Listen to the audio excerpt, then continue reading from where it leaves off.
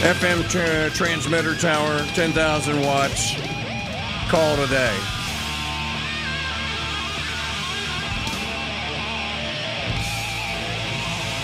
It's Mike Churchill here. We are live, kinda, asking the question of the day. What in the wide, wide world of sports is going on here? I'm going to say it again. If I live to be as old as Methuselah, I will never figure out this technology crap. Be reorganized into the first galactic empire.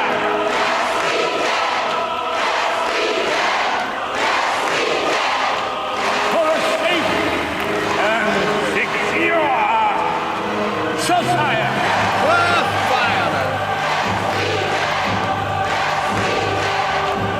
So I'm calling on Congress to pass these reforms, and I'm going to sign them into law. You fall down the thunder, well now you got it. You tell them I'm coming, and hell's coming with me, you hear? Hell's coming with me! Alrighty, our call-in line telephone number if you'd like to be on the program today. 844-527-8723, 8445-CRUSADE. Email address same as it ever hath been. I am kingdude at protonmail.com. And the Crusader Stadium, Mike Churchill chat room open for all of your commentary.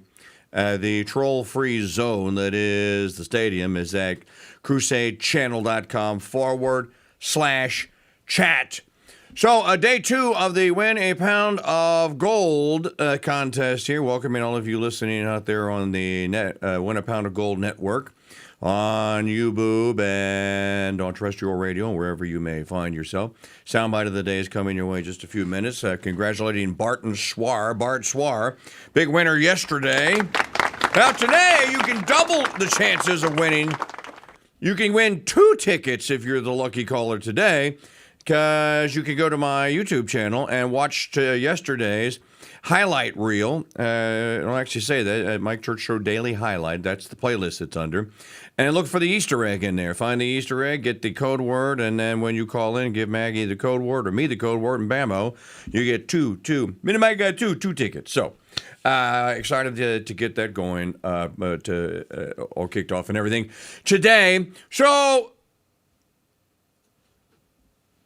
OpenAI is going to start is in the opening stages of what they call an IPO.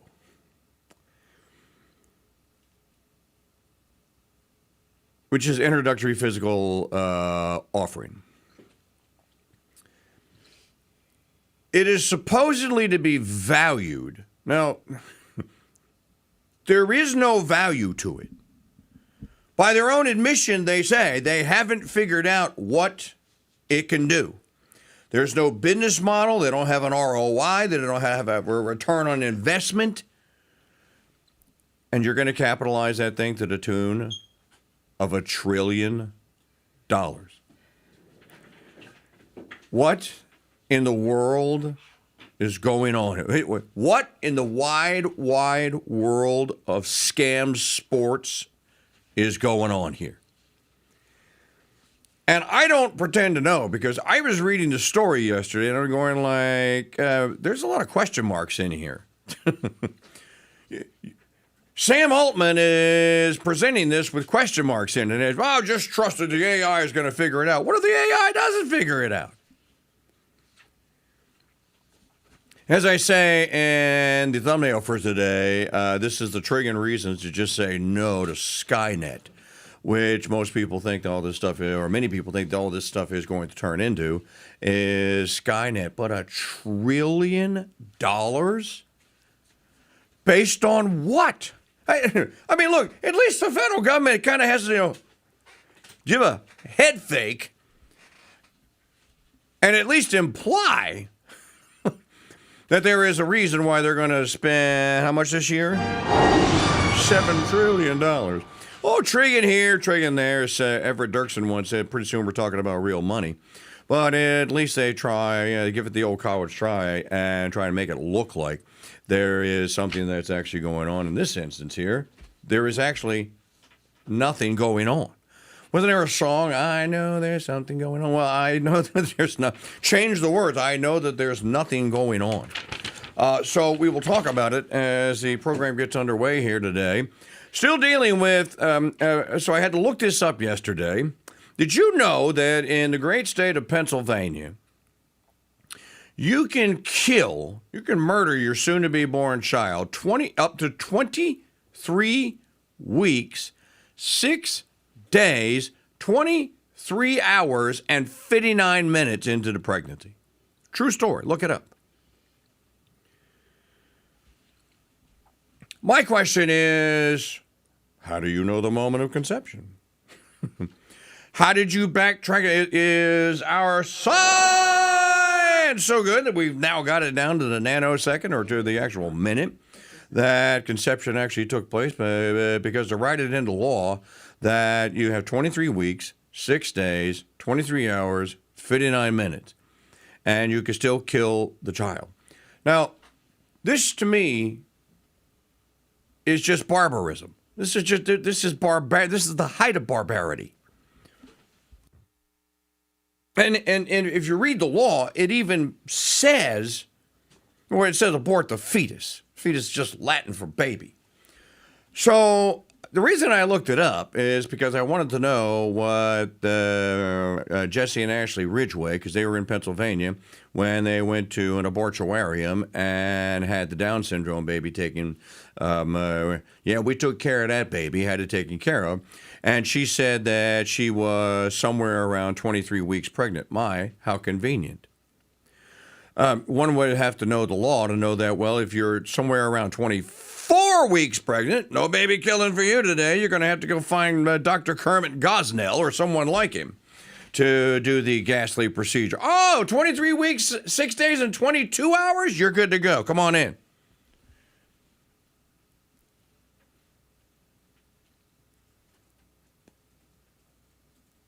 A society that is capable of... I haven't read an abortion law in a while. We don't have any here in Louisiana. It's basically illegal.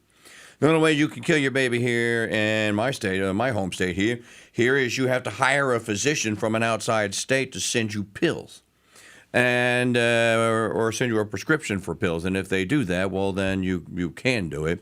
But we will prosecute you if you do it.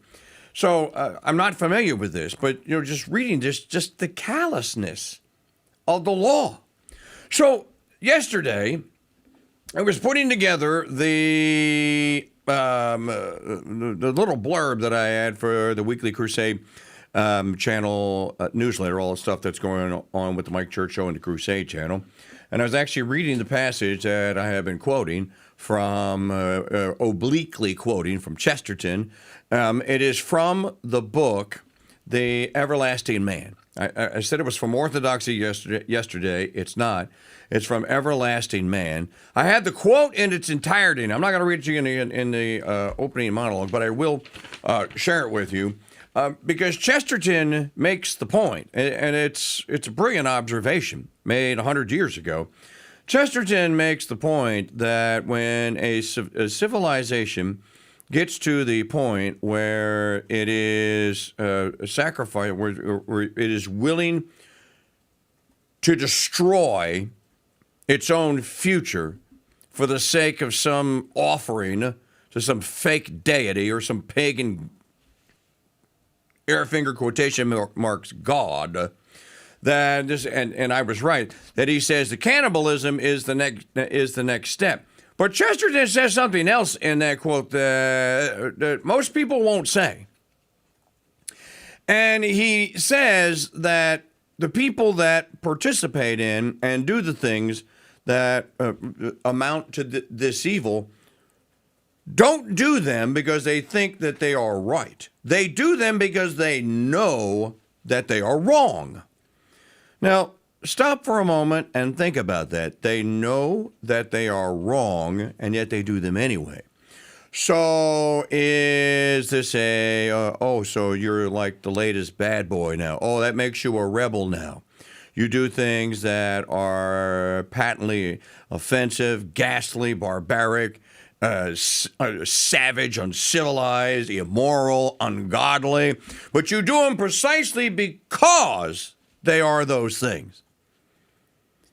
And it seems to me that Jesse and Ashley Ridgway, that because they made a conscious decision that they were going to tell the world that we murdered our baby because it was going to be Down syndrome. So they made the decision to go tell the world. You know, the easiest thing and the most civil and humane thing to have done, the Christian thing to have done, would have been to say, okay, well, we're not prepared. We don't think we're prepared to deal with this, so she'll have it and we'll put it up for adoption. And I guarantee you there are Christian couples out there that would leap at the opportunity to adopt a child, even one that has Downs, because they don't look at a baby the same way, and they don't look at humans the same way that the uncivilized agnostics, pagans look at humans. We're just utilities. We're utilities for making money. We're utilities for, what does he do? Oh, okay, yeah. We want to definitely be friends with him. Or we definitely want to keep her close or whatever.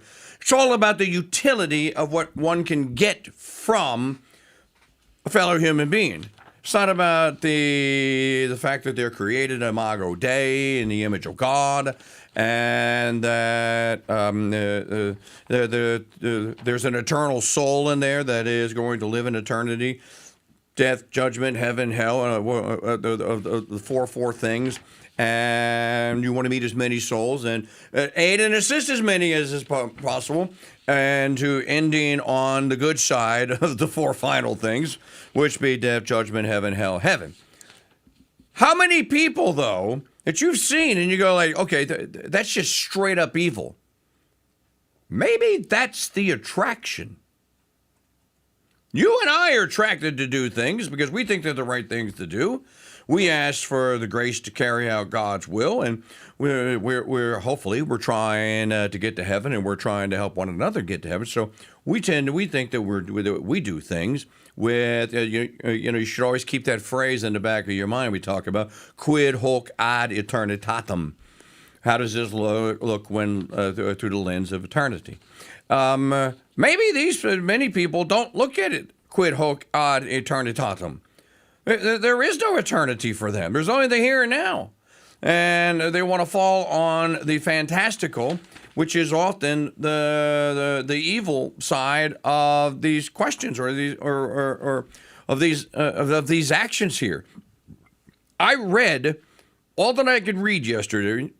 Read People magazine story. I read it in their own words. You know, Maggie, have you seen Jesse Ridgway's post where he is hugging her and he goes, simpler times? Oh, yeah. And is it simpler times or more simple times? Something to that effect. And so he's saying, before all of you religious zealot wacko lunatics started hating on us because we murdered our 24-week-old Down syndrome. Simpler times. Simpler times. Do you see all the memes underneath of the people? Like of a young Adolf Hitler posting, going simpler times. It's Hitler in a suit. He's not in the Nazi uniform. There's young Darth Vader or Anakin Skywalker, simpler times. There's literally hundreds of memes underneath. And they got ratioed on X. They got totally ratioed. So I think that the positive takeaway is, number one, don't trust these influencer people. And why did you elevate them into the lofty status that you did before? See, now was that Hitler? I don't know who that is. I think that's either Hitler or that's Mussolini, one of the two. Young Hitler. I think it's young Hitler, simpler times, and it's.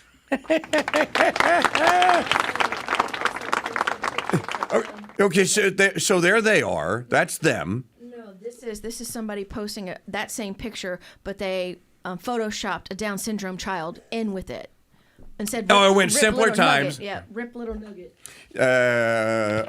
And then I guess that so their catchphrase is nugget. He goes by Because I saw on her post nugget, nuggy. yeah, that's what. I don't, and again, I don't understand the ecosystem of YouBoob and social media. I just don't. I guess I'm old, I'm gray, I'm set in my Stone Age FM AM talk radio ways, and I just don't get it. I completely and totally do not understand the infatuation model and why so many people have become so infatuated with these social media, these influencer stars, because almost all of them turn out on the bad side of things. I'm going to come back to the Ridgeway thing. We'll talk some more about it. There has been a theft. It's bigger than the Brinks robbery theft. It's bigger than any stagecoach holdup. It is bigger than the diamond heist at the Louvre last year. Remember that? Bunch of gang of 4 criminals figured out how to beat the apparently easily beatable and incredibly stupid security system that was guarding the diamond in the Louvre, and they broke in and they stole the thing. So it's bigger than this, but they did that at night. At least it was nighttime when that theft occurred. At least they tried to sneak and to slink around.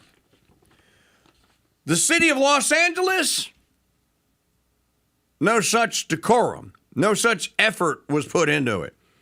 The election for mayor was just in broad daylight, and everybody knows it, was stolen from Spencer Pratt and awarded to ramen noodles.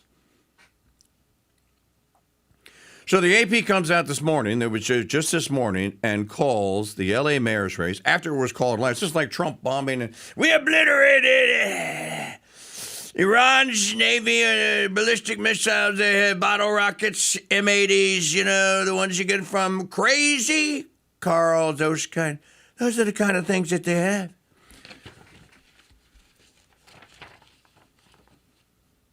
So the AP called the race, and now it's commie Karen Bass versus a little less commie ramen noodle lady, Natia Ramen. Spencer Pratt is out. Now, I want people to just try and just conceive of what has happened.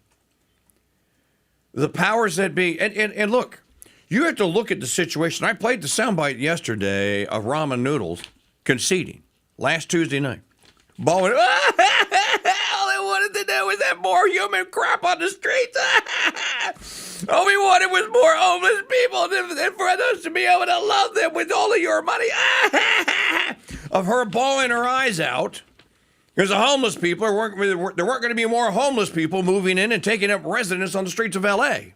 Well, there's going to be now. Why didn't the Democrat Party send Ramen Noodle the memo and say, hey, sister, just chill out. We got this. You're not going to lose. You didn't lose. Don't worry. So it's in the bag. Here's something that I learned about. They just manufactured the votes necessary to beat Republican Spencer Pratt. Now, I just found this out this morning in show prep. Did you know that you can go and vote in an election in the city of demons, formerly the city of angels, in Los Diablos, using a Gold's Gym membership card as an ID? I'm not making this up. We'll be back. We don't know where D.B. Cooper or Cocaine Bear hid their money, but we do know there's a pound of gold in Mike Church's studio, and all you have to do to win is listen for the golden sound of the day. Weekday mornings at 6 a.m. on The Mike Church Show at MikeChurchShow.com and on YouTube at Real King Dude. One of my favorite books is Jim Collins' Good to Great, and lots of people have benefited from reading it, including me. But few people have read his follow-up book, How the Mighty Fall. Now, over the course of the last 18 years, has been quite the feat of survival to avoid becoming one of the fallen, but survive we have. And guess what else survived? The world-famous Dude Number t-shirt, which began in 2007. Now, to kick off the relaunch of this elite membership club, we announced a brand new t-shirt design, a brand new certificate of authenticity, and access to numbers that have only recently become available. Here's Jim to tell you how to secure that dude number that's unique and special to you. Just head to mikechurch.com/dude for all things dude number, including purchasing your 2026 version of the world famous dude number t-shirt. That's mikechurch.com/dude and join America's morning show, the Mike Church Show, and the Red, White, and Dude Nation's elite membership club. That's mikechurch.com/dude. I think I'll go to sleep and dream about piles of gold getting bigger and bigger and bigger. Here's a piles and piles of gold fun fact. When the Trump administration began, an ounce of gold cost $2,750. At the 17-month mark, with his Iran war and MAGA inflation, it's at $4,500. Now, we don't know where the $1,750 price difference went, but we do know that Mike Church has 1 troy pound of gold in his safe, and that he's going to give it away on July 2nd. And even if you're a neocon in MAGA clothing, you can still win it. Win Mike Church's Pound of Gold. Tickets on sale now exclusively at winapoundofgold.com. Reposting Laura Loomer lies forgiven. Pardons sold separately. In 1983, ZZ Top made the song and it was true from the time that song came out till around 2010, when girls stopped going crazy over a sharp-dressed man because men stopped dressing sharply. Cargo shorts, flip-flops, and tank tops became all the rage for men's public casual wear, to say nothing of how they dressed for mass. Well, as my listeners and viewers know, there's hardly anything more important to me than being a sharp-dressed man. And to help you become one, I'm introducing the official necktie of the Mike Church Show, Proselytize, whose designs are not only striking, they're 100% Catholic. You will look fantastic and like a sharp-dressed Catholic man in your Proselytize neckties. Available now in the Mike Church Show haberdashery at shop.mikechurch.com. Shop for ties, caps, t-shirts, and much more in the Mike Church Show haberdashery at shop.mikechurch.com. Caller number 7, who's this? Hey, Mike, this is Bart Swar. Bart Swar, the big winner today. Woohoo! Well, actually, Bart, it kind of stinks to be you because you can't compete for the second free ticket until tomorrow. I know. I'm sorry, man. But I just wanted to make sure, I got, one of the RSTLNE calls for the first week. You are a 7-year-long veteran RSTLNE winner, sir. So, Yes, sir. what are you going to do with all that? Oh, I could use it, pay off some debts and whatnot. Well, sounds It'd good. Go a long way. All right. You too can win a pound of gold free ticket. You just got to listen all day long or go to winniepoundofgold.com. Tune in tomorrow morning, 6:30 a.m. for the secret gold soundbite of the day. And we'll see you next time. Get your tickets at winniepoundofgold.com.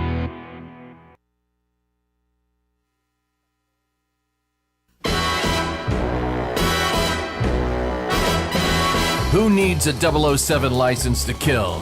That gun looks more fitting for a woman. You know much about guns, Mr. Bond? When you've got a license to kill. Heresy. No, I know little about women. The truth is bonded on the Mike Church Show.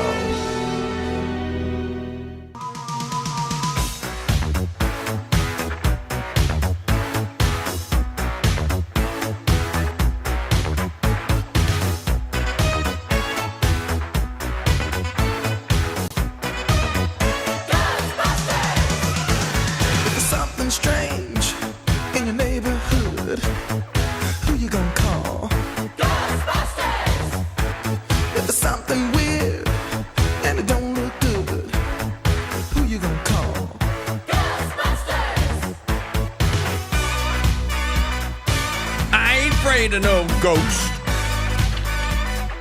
I ain't afraid of no ghosts. I bet you are.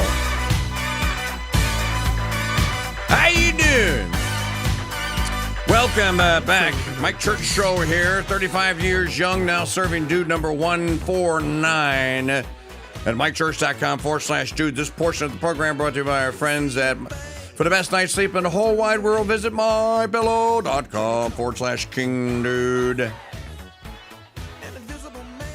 I had a long night last night. I was asked to do an interview with Professor Speakeasy. So it's a Rumble Talk channel, and it is called Secession Speakeasy is the code name that they use. And Professor Speakeasy found me on X.com, hiding in plain sight, in a conversation that I was having with someone about, "Now, young man, did you just use the S-word?" Yes, I used the S-word. So I had a nice conversation last night. It'll come out next week. They run a week behind on the Secession Speakeasy, so I think I'll be episode number 93. In any event, I told Professor Speakeasy, and he kept thanking me profusely, and I'm like, well, dude, I don't get to speak about the S word with people that actually are respectful of the S word as nothing more than a political act. That's all it is. It has the gravity. No. It may have more gravitas to it, as they say, but it's still just a political act. And if you understand that something like the U.S. Constitution, here you go, there's my handy-dandy pocket Constitution, this is a compact. It is not an airtight, unbreakable a contract like the devil throws out in the movies that's 300 feet long, and you can't read the fine print, or like a software license agreement, and just go down to the end and go, all right, okay, just give it to me, I'll sign it. And you just sign it, only to find out that it's like Hotel California, you can check out any time you like, but you can never leave.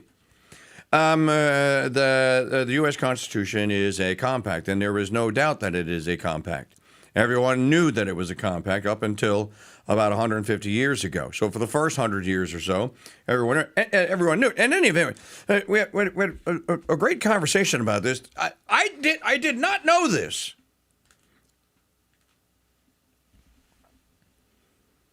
Did you know? Now, I can't give you any facts on this. So I can only tell you what was told to me, but it makes complete and total sense. Did you know that the western part of the state of Minnesota is horrified of the Twin Cities? I mean, like, mortified. And this only makes sense. The people that live in southern Illinois hate Chicago. They despise it with every fiber of their being. They hate it. They don't want anything to do with it. They want to secede. They want out. They want Southern Illinois. Some people want to call the state Lincoln, the state of Lincoln or whatever. I did not know that apparently the people in the western part of Minnesota, which borders on North and South Dakota there, that they actually want to become Dakotans. Now, I'm going to be talking about this for a long time in bits and pieces because it's going to keep coming up. It's not going to go away. It's here now. Thanks to Trump, it's here now. You've had enough people that were burned by what Trump has done and his failure to uphold his promises, and then the stupid party run by the Zion King. Think of the beginning of the Lion King movie, Mike Johnson, Zionist Zion King. That the stupid party has done enough stupid things, like just the other day, killing the SAVE Act. Now, the SAVE Act isn't perfect. There were things that I could actually quibble with about the SAVE Act, but give me the national. If we're going to have this thing called voting, hoping, and coping, well then, darn it, you have to prove who it is that I'm going to be hoping and coping with. And as I was saying, going to the break, you can go vote in Los Diablos County, California. That's L.A. for the uninitiated. They should just change it to L.D. You can vote in an election for mayor or councilman or dog catcher or whatever in the city of Demons using a Gold's Gym membership card as an ID. How many people knew that? What Why don't you just say, would you have your Gold's member, do you have your Gold's gym membership ID with you, sir? No, but I have my Marcus Theater frequent moviegoer pass with me. Does it have your name on it? I mean, it has my online name on it. Okay. Does your online name rhyme with your actual name? Oh, well, it rhymes with the first part of it. Okay, good enough. Can I see that?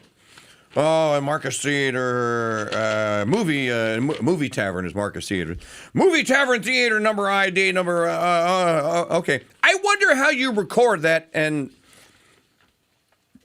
on the sign-in sheet when you go to vote. Because here in Louisiana, like when I go to vote here in Louisiana, they ask me for my ID, photo ID. I can either give them my passport, state-sponsored or state-issued ID, or driver's license.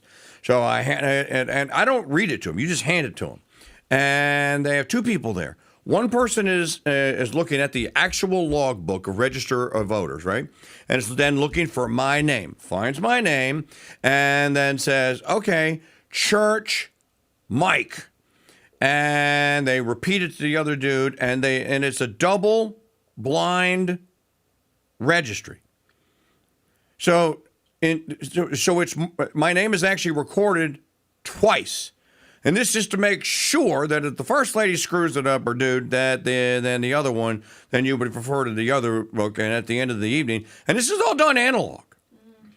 It's all handwritten. They're doing it by hand. Then they turn the book around and they hand it to me, and they ask me to sign it. Some of the poll workers will actually look at your driver's license, the signatures on it, and look at it and go like, okay, yeah, that's you. And then you go pull the lever. How do you record whoever it is going to vote in the city of demons? How do you record them from a Gold's Gym membership ID? What do you write down? Like a wrestling. Remember when we was in high school? Remember? What weight did you wrestle in? I was 132. No, I was 118. What do they record you by? No, he's in the third tier bench press.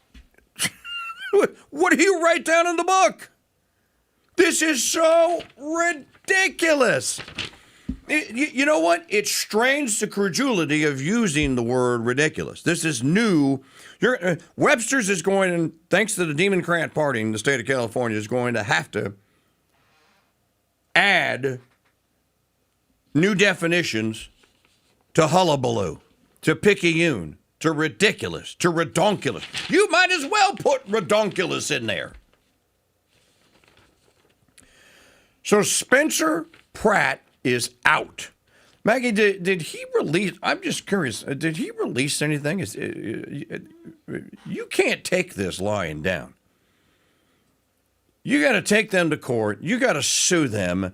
And even though I do not believe that the city of demons can be at this point in time like the union could be saved, that doesn't mean that you shouldn't give it the old college try.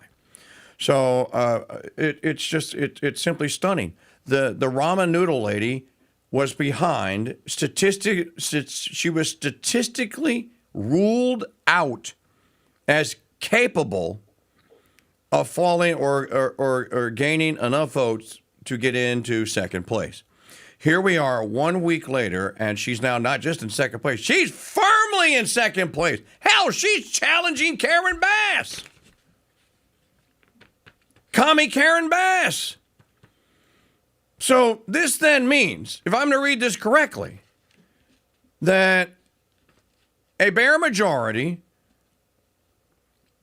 60-some-odd% of the residents of the city of demons wish to live under a communist Castro command and control system.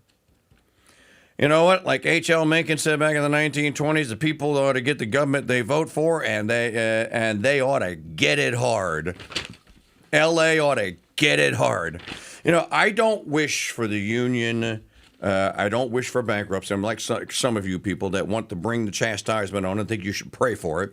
I don't pray for the federal government to go bankrupt. I think it's going to without my prayer, so I don't have to. But I don't pray for it. I have children someday, hopefully grandchildren, and I want what every parent wants for their kids, which is hopefully a blessed eternity and a good life along the way here. I'm going to tell you, though, one of the byproducts of the creditors and the rest of the world pulling the plug on the great American experiment, going like, yeah, we're not honoring we're calling our debt in. The Chinese can say, oh, you American, you're so terrible at managing your political and financial affair. We are going to call a debt in. You are like a Rodney Dangerfield say in Caddyshack. Okay, smell your rules. Fork it over. Where is our $8 trillion? I forget how many trillions of dollars we owe the Chinese. What if they said, we're breaking the agreement, pay us now? Of course, we couldn't. Now, we could print it and really destroy the currency, Zimbabwe or Weimar Republic style. But one of the, and I'll use this in air finger quotation marks, benefits of the federal government going under, the state of California goes under immediately. It's over. They are trillions of dollars in debt upside down. They'll never be able to meet their pension commitments that they have made under they have two pension systems, CalPen, CalPER. I forget what the acronym stand for. Is CALPEN and CALPER. They're both bankrupt. It's over. If you're in the CalPen, CalPER, you're not getting a dime. You'll get this 0.0. Same deal in Illinois. Illinois is leveraged at over $1 trillion. Most people don't know this. The state has been running red ink, bleeding red ink for almost 2.5 decades now. State of New York, same boat. State of Pennsylvania, everyone knows that Harrisburg, capital city, actually had to declare bankruptcy 10 years ago. You're going to rinse and repeat this exercise across the union. There are going to be many, many, many, many, many, many, many tears. Because those obligations simply cannot and will not be met. Now, what happens after that? That's a good question. That is a topic for the dystopian novel writers of what's going to happen. I'm sure that there's probably a work out there that deals with this. But just look at what Californians and the state of California and now the city of demons are just doing in broad daylight. There's not even an attempt to try to make it look like this is on the up and up and legit. This is just shut up. We actually don't care who voted. We, the elite ruling satanic baby aborting, child sacrificing, and sexualizing ruling elite masters have determined we can't have Spencer Pratt's. No one's coming to fix L.A. It must be destroyed. And we're well on the way, and we're going to finish the job. But we're in union with them. And we're in union with subsidizing their perfidy. Does that seem fair to anyone? No. It doesn't. And it doesn't seem fair to the people that live in the eastern part of California. You look at California, look at that mountain range that runs perfectly perpendicular to the ocean. You know, in the north, it's the Sierra Nevadas, and then as you get farther to the south, it's the Shasta Mountains. But it's pretty much a straight line, and it goes all the way from Humboldt County all the way down pretty much to, all the way down into Baja, Mexico. What is to the east of that are good, solid, Christian, conservative people. And they don't want anything to do with the evil that is on the western side of that mountain range. You might even say that it is to the west of I-5. Get up into Washington and Seattle, that's the dividing line. It's a horrible, awful situation. And we are in union with these cities that do the things that they do, and now you know that they're subsidized by you. I think that that is more than enough to crack this joker open and to crack it up. Sane people would have already done it. You know what it is? It's apathy. It's people, I'll take the demon that I have because I know him, and I don't want to trade it in for the demon I don't know. And I get that. I understand that. Someday, though, it may become necessary. Okay, more on that. Golden True Ticket soundbite of the day. Maggie, get your spinning wheel ready. Here you go. Hear this one played back later today, and be the appropriate number caller, which will tell you which caller number to be. And you have a chance to double your winning today.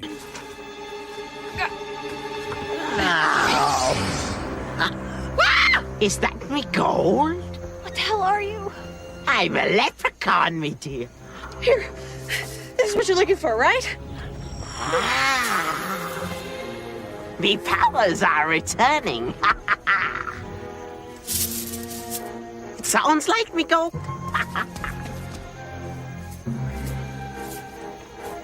It looks like me gold.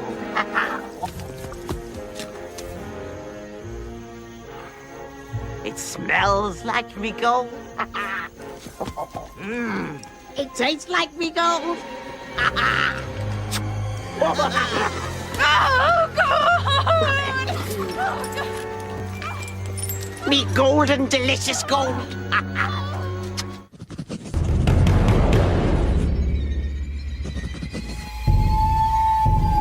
And there you have your soundbite of the day. Is from the movie Leprechaun. So Maggie's going to spin the wheel now and tell you what number caller to be. Here we go. Round and round she goes. Where she stopped, nobody knows. And it is a... 1? 8. Oh, 8. Okay, now, you guys got to pay very close attention to me. All eyes on me. Pay attention, darn it. Because there's a lot of confusion out there. I don't understand how to... This is not difficult. I have a YouTube channel. You should all subscribe to it. If you want the URL, it's youtube.com/@RealKingDude. But you don't have to go there. You can get it at MikeChurch.com. And it shows up automatically every day. But here's what you're going to do. You're going to go to my YouTube channel or MikeChurch.com, and on my homepage, you will see Mike Church Show Daily Highlight Reel Clip. On the YouTube channel, it's a playlist called Mike Church Show Daily Highlight. Find yesterday's and watch it. There's an Easter egg in it. I am not going to tell you what the Easter egg is. You're all adults. You can figure the darn thing out yourself. If you can't, you don't deserve the extra ticket. So, you know what? I even introduced the thing. So if you miss it, then you didn't watch it. You were just such in a hurry to get back to scrolling, rumbling, fumbling, stumbling, that you scrolled right past it because it's quick. It's only on there for like 15 seconds. You have to have yesterday's. Now, so we're running one day and in arrears, which is why we didn't do it yesterday. So Monday's highlight reel clip, get the Easter egg code word of the day out of it. And then when you hear the Leprechaun play it back later today, be caller number 8. And then when I go to you and say, hey, man, who's this? And you go like, well, I'll tell you what, man, buddy, this is Rooster Cogburn here. And, well, Rooster, do you know the secret password of the day? You really don't want to get stuck there and go like, oh, heck, King Dude, I didn't have time. If you know it, I'm going to give you 2 Golden True tickets. That's $100 and a chance to win about $53,000 right now. Your odds are like 1 in 209 as of this morning. Can you believe that? 1 in 209 to walk away with 53 grand, and not in dollar bills, and gold. So, if you want to get the ticket in advance and you don't want to wait, you should go and get 10 today. Go to winapoundofgold.com. That's winapoundofgold.com. And that's how the game is played. So you have your soundbite of the day. Now you know how to double your winnings. Take advantage of that at winapoundofgold.com. Tickets on sale, $50 a piece. We are a 501c3 nonprofit. This is our fundraiser as well. You can also pay your ticket forward to any entity you want. Like yesterday, we discovered, the Abbeville Institute is a nonprofit. Our friends at the Abbeville Institute, Don Livingston, Brian McClanahan, great Southern historians, keeping the Southern tradition and history alive. You could name the Abbeville Institute as your pay it forward ticket holder. So, anyone. There's no limit. Your church, your pastor, you name it. Order of Sisters, like the St. Benedict Center, Slaves to the Immaculate Heart, put them in there. Your ticket number is called, they get the gold. So that's how the game is played. And thanks for all of you that are new players and new watchers this year. Okay.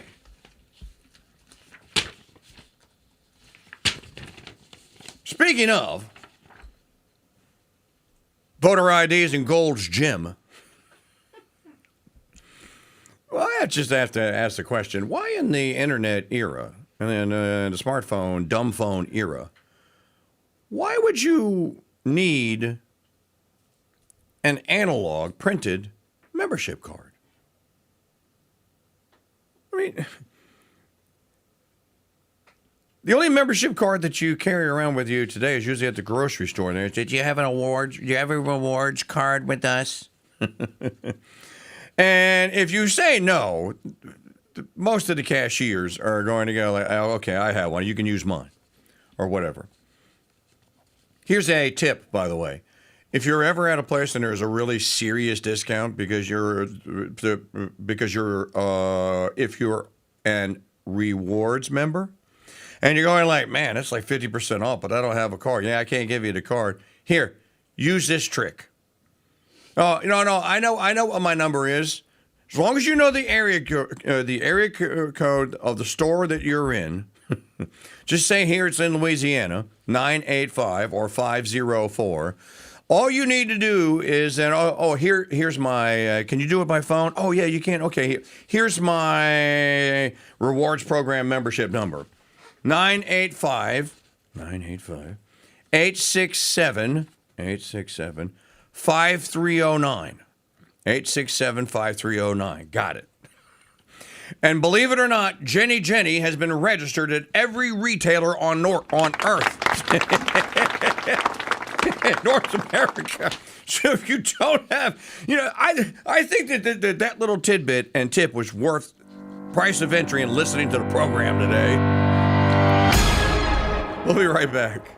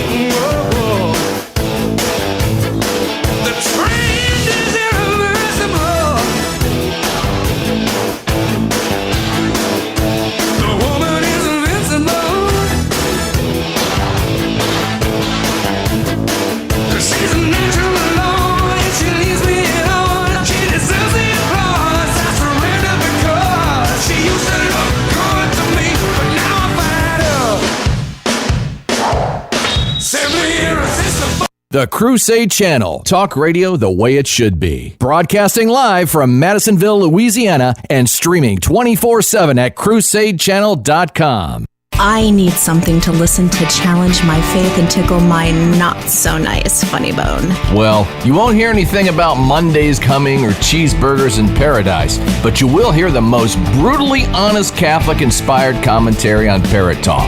Weekdays. Oh, this boats, beaches, bars, and ballads fan sees what you did there. Weekdays at 2 Central on the Crusade Channel, our app, and always on crusadechannel.com. Live talk and podcast radio. The way it should be. Membership has its privileges. American Express was right back in the 1970s. Membership has its privileges, and no membership privilege is greater to a Red, White, and Dude Nation listener than membership in the elite membership club that is the Dude Number. Here's Lee to tell you how to get yours. That's right, King Dude. Membership does have its privileges. And when it comes to the Dude Number, applying for membership has never been easier. Just head to mikechurch.com/dude to start the membership process. Your unique and one-of-a-kind membership and all the privileges that come with it awaits you. As a member, you'll enjoy private chat groups, VIP privileges to all Mike Church show events, early access to new Dude-geared store items, and of course, your unique Dude Number. Dude 1210 reporting all quiet on the Eastern Front. This is Mike's favorite punching bag, Dude number 13. Hi, this is Steve. My Dude number is 2112. Dude number 2004, proud member of the Red, White, and Dude Nation reporting for duty. Become a part of something bigger than any talk show there is and apply for your Dude Number today at mikechurch.com/dude. Membership has its privileges. I think I'll go to sleep and dream about piles of gold getting bigger and bigger and bigger. Here's a piles and piles of gold fun fact. The first gold rush wasn't in California or in Alaska. It was in Dahlonega, Georgia in 1829 and lasted until the last gold mine closed around 1910. Now, some people say that there's still gold in them there Georgia hills. We don't know about that, but we do know that Mike Church has 1 troy pound of gold in his safe, and he's going to give it away to one of you on July 2nd. Win Mike Church's Pound of Gold. Tickets on sale now exclusively at winapoundofgold.com. Vacation sold separately. Hey folks, it's Mike Church, founder of Founding Father Films, asking you to learn the true stories of America's founding by purchasing my movie, The Road to Independence, the movie. The Road to Independence tells the exciting story of the Founding Fathers' struggle to declare independence. I know there is still a chance for peace and reconciliation. I know it, despite what has happened here today. I trust there are many in this room who have not been consumed with the fevers of war. The fevers of Mr. Adams' war. This animated movie comes complete with collector's booklets, DTS surround sound, and are packed with hours of bonus features. Learn the true stories of America's founding and order Mike Church's The Road to Independence on DVD and CD. Available now at mikechurch.com/DVD and by calling 844-527-8723. Hey folks, Mike Church here. You know, when I was a little cheerins, I remember loving the old Dunkin' Donuts TV spot. You know, the one with the guy who got up at 3 a.m. mumbling to himself as he went out the door and then back in his front door. Time to make the donut. Well, fast forward 46 years and now I'm the guy waking up at 3 a.m. mumbling to myself as I go in the studio door, then back out. Time to make the radio. I made the radio. I made the radio. But I have a secret weapon the Dunkin' Donut dude didn't have. Mike Church's Capuchin Holy Roast coffee in whole bean or ground. Our fresh, aromatic, gourmet coffee is made from 100% fair trade beans, freshly imported, roasted by my friend Kyle and his daughter at the Abita Roasting Company, then delivered to you so fresh your kitchen will smell like a barista shop. Good. So, whenever you arise to take on the day and listen to the Mike Church Show, do it the Red, White, and Dude Nation way by brewing up a fresh pot of Capuchin Holy Roast or my all-new Capuchin Holy Roast New Orleans blend coffee and chicory at shop.mikechurch.com. Caller number 7, who's this? Hey Mike, this is Bart Swar. Bart Swar, the big winner today. Woohoo! Well, actually, Bart, kind of stinks to be you because you can't compete for the second free ticket until tomorrow. I know. I'm sorry, man. But I just wanted to make sure, I got, one of the RSTL and an E calls for the first week. You are a 7-year-long veteran RSTLNNE winner, sir. So, Yes, sir. What are you going to do with all that? Oh, I could use it, pay off some debts and whatnot. Well, sounds good. Go a long way. All right. You too can win a pound of gold free ticket. You just got to listen all day long or go to winnypoundofgold.com. Tune in tomorrow morning, 6:30 a.m. for the secret gold soundbite of the day. And we'll see you next time. Get your tickets at winnypoundofgold.com. Do you want to save money on your next flight? Then pick up the phone and call. That's right, call. Because the best prices are not online. They're with SmartFares. See, SmartFares has special deals with the airlines. When they have unsold seats, they use SmartFares to fill them. So you get airline tickets at crazy low prices. They have access to great prices and discounts at over 500 different airlines. Plus 300,000 hotels and rental car companies. Their prices are too low to publish online. With the extra money you'll save, you can book another trip or treat yourself to dinner or shopping. So stop searching all of those travel sites to find the lowest price on your next flight. Let one of our SmartFares expert travel agents find the best price for you. Call SmartFares today and get ready to see the world with a fat wallet. 800-313-7757. 800-313-7757. 800-313-7757. That's 800-313-7757. Callers to the Mike Church Show receive special parting gifts like wisdom and happiness. I'd like to talk a little bit about the war in the Persian Gulf. Big doings in the Persian Gulf. You know my favorite part of that war? It's the first war we ever had that was on every channel plus cable. And the war got good ratings too, didn't it? Got good ratings. Well, we like war. We like war. We're a warlike people. We like war because we're good at it. And you know why we're good at it? Because we get a lot of practice. This country's only 200 years old, and already we've had 10 major wars. We average a major war every 20 years in this country, so we're good at it. And it's a good thing we are. We're not very good at anything else anymore. Huh? Can't build a decent car, can't make a TV set or a VCR worth of Got no steel industry left, can't educate our young people, can't get health care to our old people, but we can bomb the shit out of your country, all right? Huh? We can bomb the shit out of your country, all right? Especially if your country is full of brown people.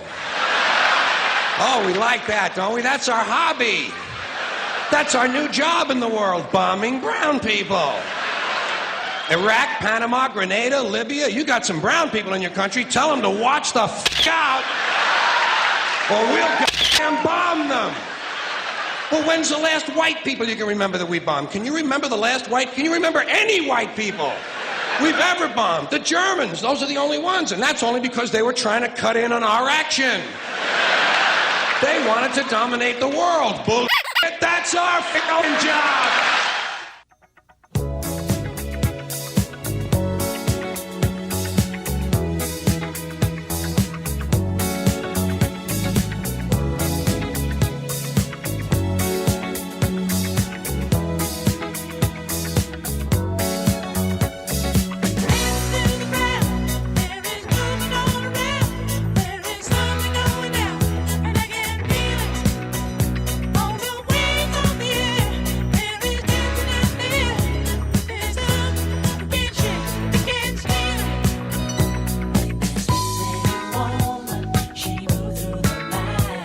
Looking at the returns from the county city of demons, 34.3 and 28.5.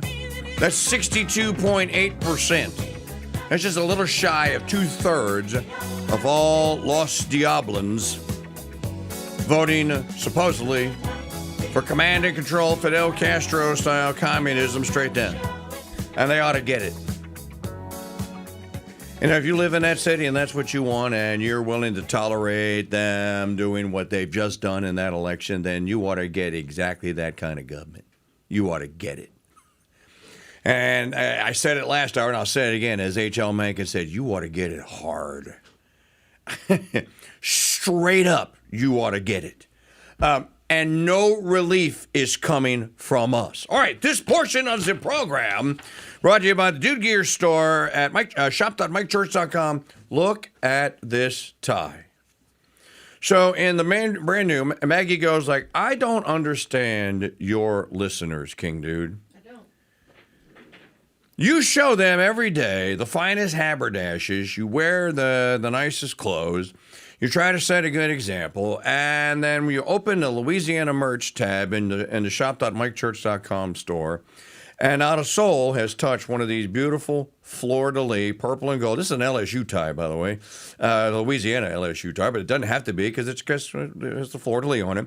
The cool thing, and I don't know if you can see it on the color TV, it's gold. What did you call it? What the fleur-de-lis are? Metallic. It's almost like it's a metallic, but it's thread. It's not printed on there. It's woven in. Shiny metallic. It's beautiful. This is the first time I've ever worn this tie. You can get one right next to Proselytize in the Mike Church Haberdash store, haberdashery, at shop.mikechurch.com. You can also get, there's only a few of these beauties left. These are your Mike Church Show logo coffee mugs. It's not a Steven Crowder issue here. It wasn't made in China. It was made by the Mountain Arts Pottery Company in Helena, Montana, by my friend Kathy Lockie and her crew. Every one of them made by hand. Each one is a work of art. You'll have this Stein, beer Stein, vodka Stein, milk Stein, coffee Stein, whatever you want to put in it for the rest of your life, and it'll always look that good and that cool. So shop with us today, shop.mikechurch.com. That's shop.mikechurch.com. And thank you very much in advance. Poll finds 76% of Ohio voters want photo ID in their Constitution.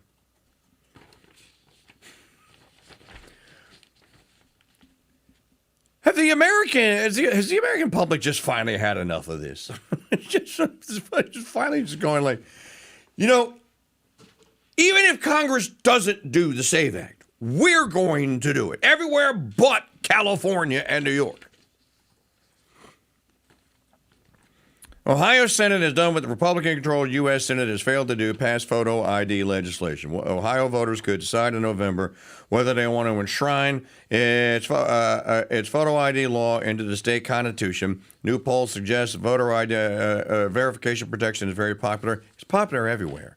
The only people that aren't for it are insane and criminals. The criminal class, the dons, the bosses, the elites, the ones that are running the show. They don't want it because they would cut in on their action, like George Carlin said. Americans try to cut in on the Germans' action. Those are the only people that don't want it. You'd have to be an absolute blithering idiot fool, and there are blithering idiot fools out there, to not want to know who it is that's voting in your election. I talked about this with the Speakeasy Secession dudes last night.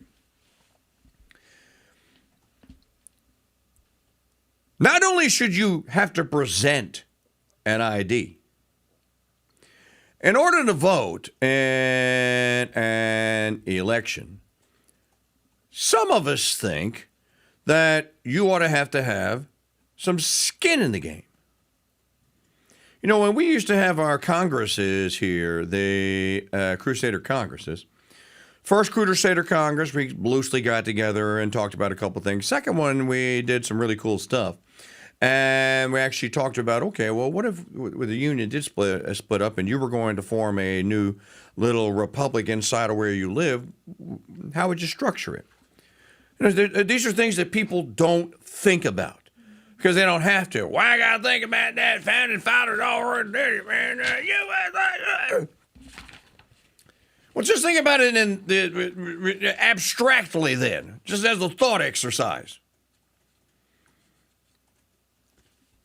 Our determination was that not only would you have to prove that you lived where in the area that you wanted to vote in our new republics, you couldn't run for an office in that new republic unless you were not first, not second, third generation landowner in the new fiefdom. Think about that. You think about what a rule like that would do, number one, to people picking up and leaving and moving all the time. That's one thing. Number two, to your children leaving the roost, especially if that were to catch on. That's a second thing. And then thirdly, well, wouldn't that then kind of guarantee or kind of ensure at least that the people that, the rare occasions where something was put on a ballot and it actually went and received votes upon, that it would be really, really important, and only the people that had a vested interest, a direct stake in the outcome, would be the ones that would vote on it? It makes eminent sense to me, which means it'll never happen because it's common sense. So 76%, I just thought I would just share, 76% of Ohioans, so how you say it, Ohioans, say they want voter ID in their Constitution. Let's do some digital media files here.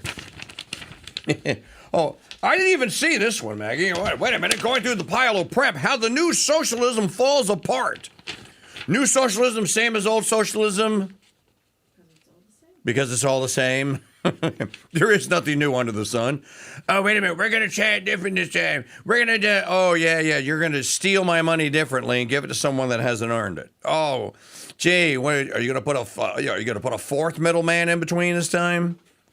Are you going to send me a thank you note? Oh, that's going to make me feel so much better about it.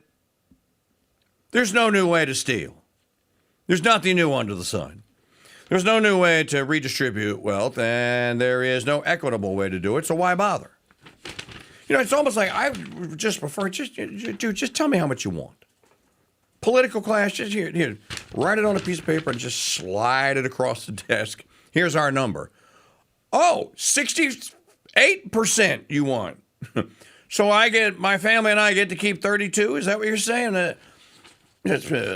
Well, you know, me and the boy, we thought about it. We're being generous. We're being generous. You understand? Generous. Take the 32% and shut up. It's almost like what they are basically telling us. Well, here's another one.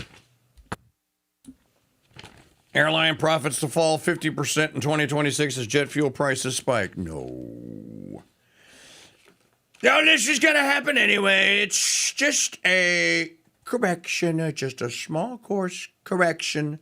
Small course correction. By the way, do you have... You don't have any Trump on the cut sheet today. That's like a first. Well, because he went to the basketball game. Yeah, no, but there was, oh gosh, what did I see him say yesterday? And I went like, okay, now that's the Trump that that's actually the Trump that, oh gosh. It was on, I saw it on X. In any event, they're all making a big hoop to do about him going to the Knicks game last night. Because he's just doing his, he just wants to grandstand. He's trying to revive his popularity. And then you get the NBA commissioner, Daniel Stern, goes, I don't know what you're talking about. That dude's been coming to Knicks games since I've been working for the NBA.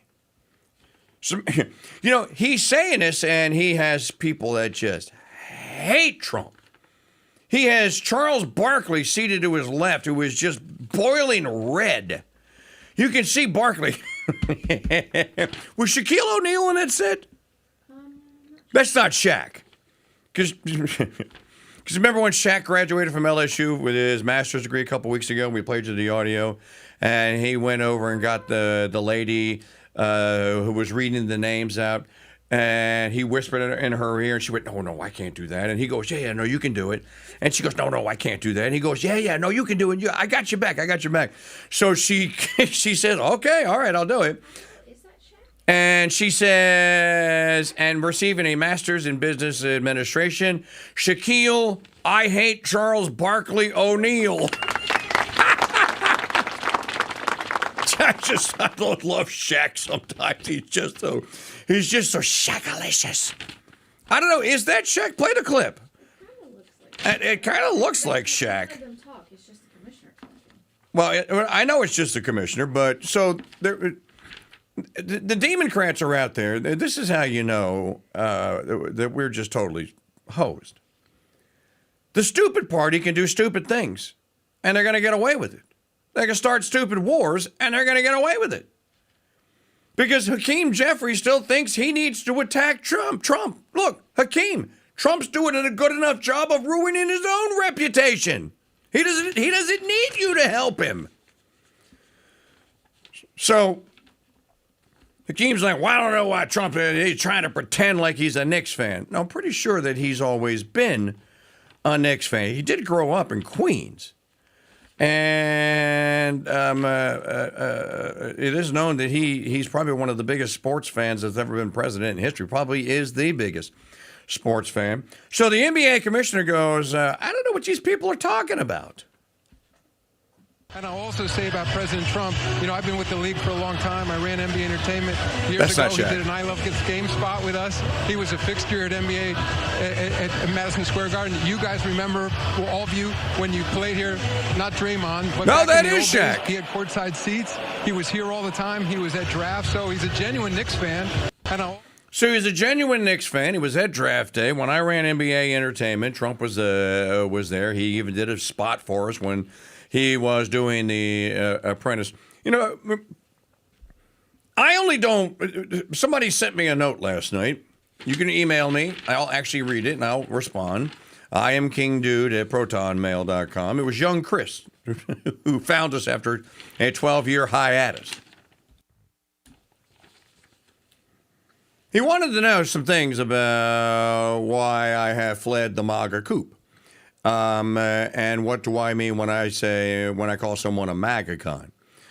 Is everyone that is still in the MAGA movement or whatever's left of it a MAGA-con? No, you are not. A MAGA-con is someone like Stephen Miller that goes on television and lies for him. That's a MAGA-con. Someone that denies the abject reality that the war in Iran is a betrayal and it's a catastrophe. It's an economic and emotional and policy-wise catastrophe.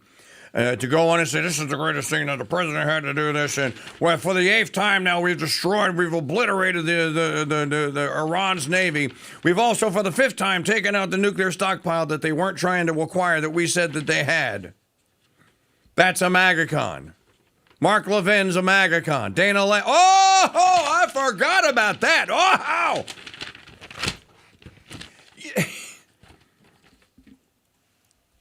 I'm not going to play the soundbite because you've already heard enough of this Zionist crap to fill your ears up for the rest of your life. Why do all these Protestant Zionist weirdos, and I just think they're weirdos, they're sellout weirdos, why are they always running around quoting the Old Testament to justify their position? You get up in their face and tell them that you're a Catholic and start quoting Catholic doctrine and saying, well, no, that's not correct. You got that wrong. And trying to charitably correct them. They'll wave their King James at you and start telling you, well, it says in the Bible, it says right here in my good book. Well, why when it comes to Zionism can't you quote Christ? He is, after all, the author of all. If he wanted all of us to be Zionists, wouldn't there be something in the New Testament you could point to? But there isn't. There's this much. 0.0. So apparently Turning Point USA had a TP USA Women's Summit. Did you know this? I didn't even see this the other day.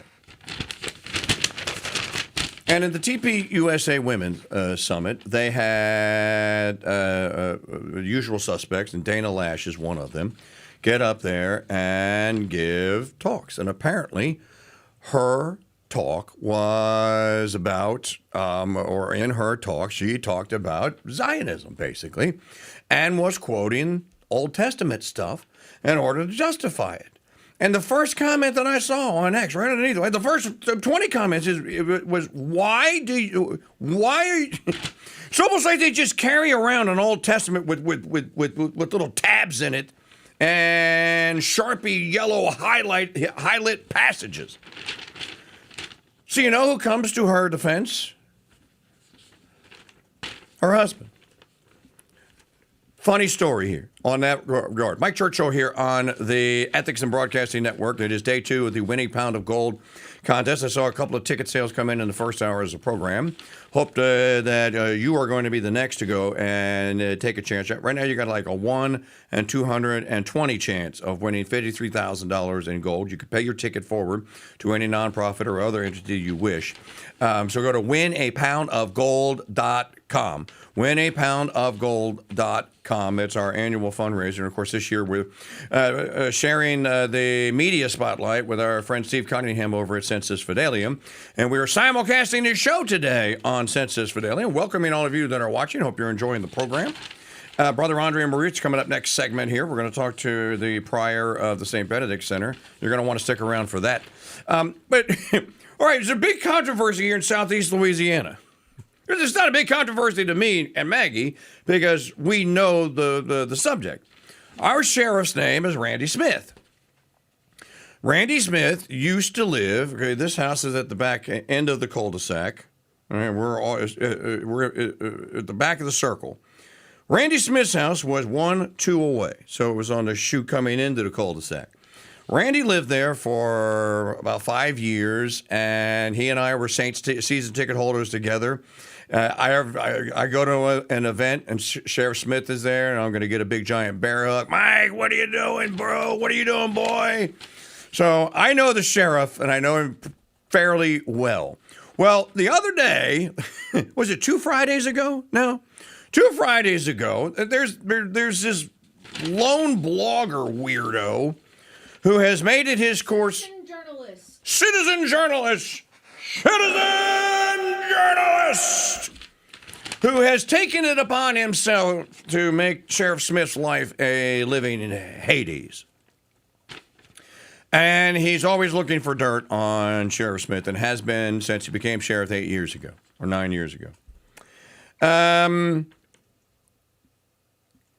a month back, dude decided that he was going to go after Sheriff Smith's wife, who we also know because she owned the house that Sheriff Smith moved into because he married her, Adele, who's English. And so, you know, Maggie and I have known Adele since 2008. Yeah, so a little bit about Adele. She does charity work. She comes from a very rich family. She's from very the wealthy. UK. She's very, very wealthy. All she does is charitable work with the community and fostering kids and things of that nature. So she is very well known as a very charitable woman in this community. She's basically the JAG. She's the court child CCA. She's the court child advocate for kids that don't have parents or foster parents to speak for them. She goes in there and speaks for them and finds places for them to live. That's pretty much what she does. Well, this guy wrote something bad and scandalous about Adele. Now, everyone, the hoi polloi don't know this, but everyone else said the elite masters, and I guess I'm in that number, in St. Tammany Parish know that Sheriff Smith hangs out at a place called Keith Young's Steakhouse because he knows Keith, and it's just a cool place. Sometimes you'll find him there on Friday afternoons at happy hour with his boys, with his crew. 2 Fridays ago, Sheriff Smith was in there with his crew, the usual Friday afternoon thing. And in walks the dude that wrote the piece. So Randy has held his tongue for 8 years. You slander my wife. That's the last straw. And Randy goes in. He confronts him at the door. He's like, "Don't come in here." He goes like, "Let's me and you go outside and conduct some business and settle something between me and you like men." And the dude's like, "Oh, I'm not going to go outside. I'm not falling into that trap. You're the sheriff, and then you'll do something, and your men will arrest me and stuff." And Sheriff Smith pleads with him and tries to say, "Look, dude, you come after me. I'm fair game. You can't go after my wife. She has nothing to do with this." "Oh, what that?" And so, "Well, I'm going to ask you one more time to come outside." You step outside, and the dude says no. And then Randy Smith goes, "Okay." And it's Chris Tucker and Friday. Dang! You got knocked the out! The dude's laying on the ground. And so, the whole parish is like, well, we love Chief Smith. He was taken up for his wife. It was a media bully. All right, Brother Andre Marie's coming up next. Don't go away. I think I'll go to sleep and dream about piles of gold getting bigger and bigger and bigger. Here's a piles and piles of gold fun fact. In 1971, if D.B. Cooper had jumped out of an airplane with $200,000 worth of gold instead of U.S. currency, he would have $25.4 million in gold bullion today. Now, we don't know where D.B. Cooper's money is, but we do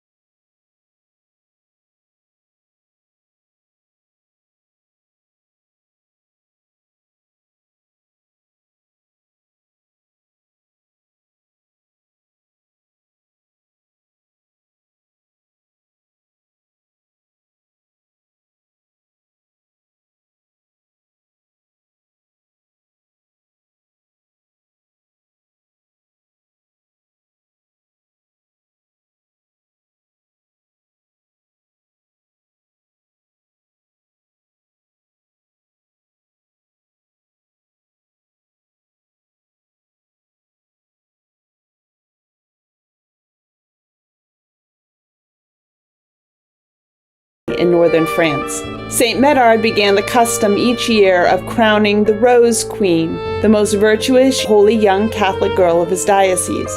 If it rains on the feast of St. Medard, the loving Catholic peasants of northern France take it as a sign that it will rain for 40 days more. The same custom prevails in England with regard to Saint Swithin, whose feast day is July 2nd, but the translation of his relics are on the 15th, for which day, for weather reasons, is called Saint Swithin's Day. Today is also the feast of Saint William of York. Blessed William was born to the most noble parents. Count Hubert was his father, and Emma, the sister of Saint Stephen, was his mother. And he was remarkable from earliest youth for singularly great virtue. Growing in merit, he advanced in age until he was made treasurer of York, in which office he so behaved as to be held by all as the father of the needy in general. Having entered upon his see, he was shortly afterwards attacked with sickness, and full of days, as well as dear to God by reason of his alms deeds, vigils, fasts, and good works, he passed out of this life on the 6th of the Ides of June, in the year of man's salvation, 1154.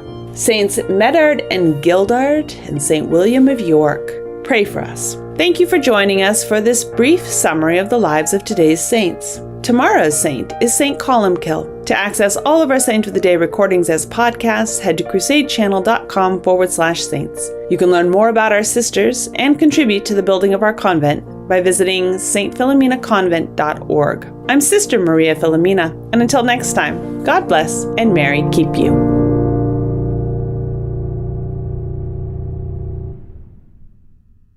One of my favorite books is Jim Collins' Good to Great, and lots of people have benefited from reading it, including me.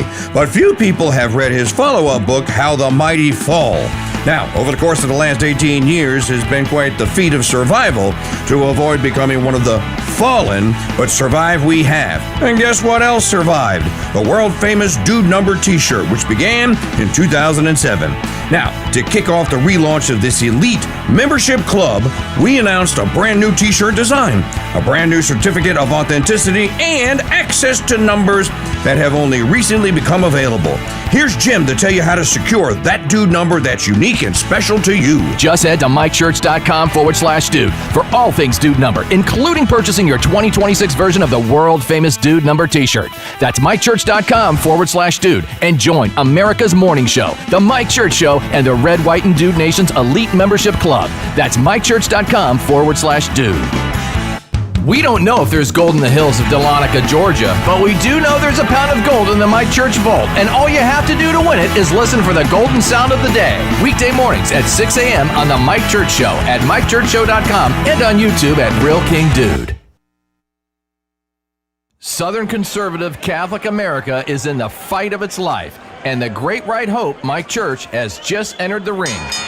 The Mike Church Show.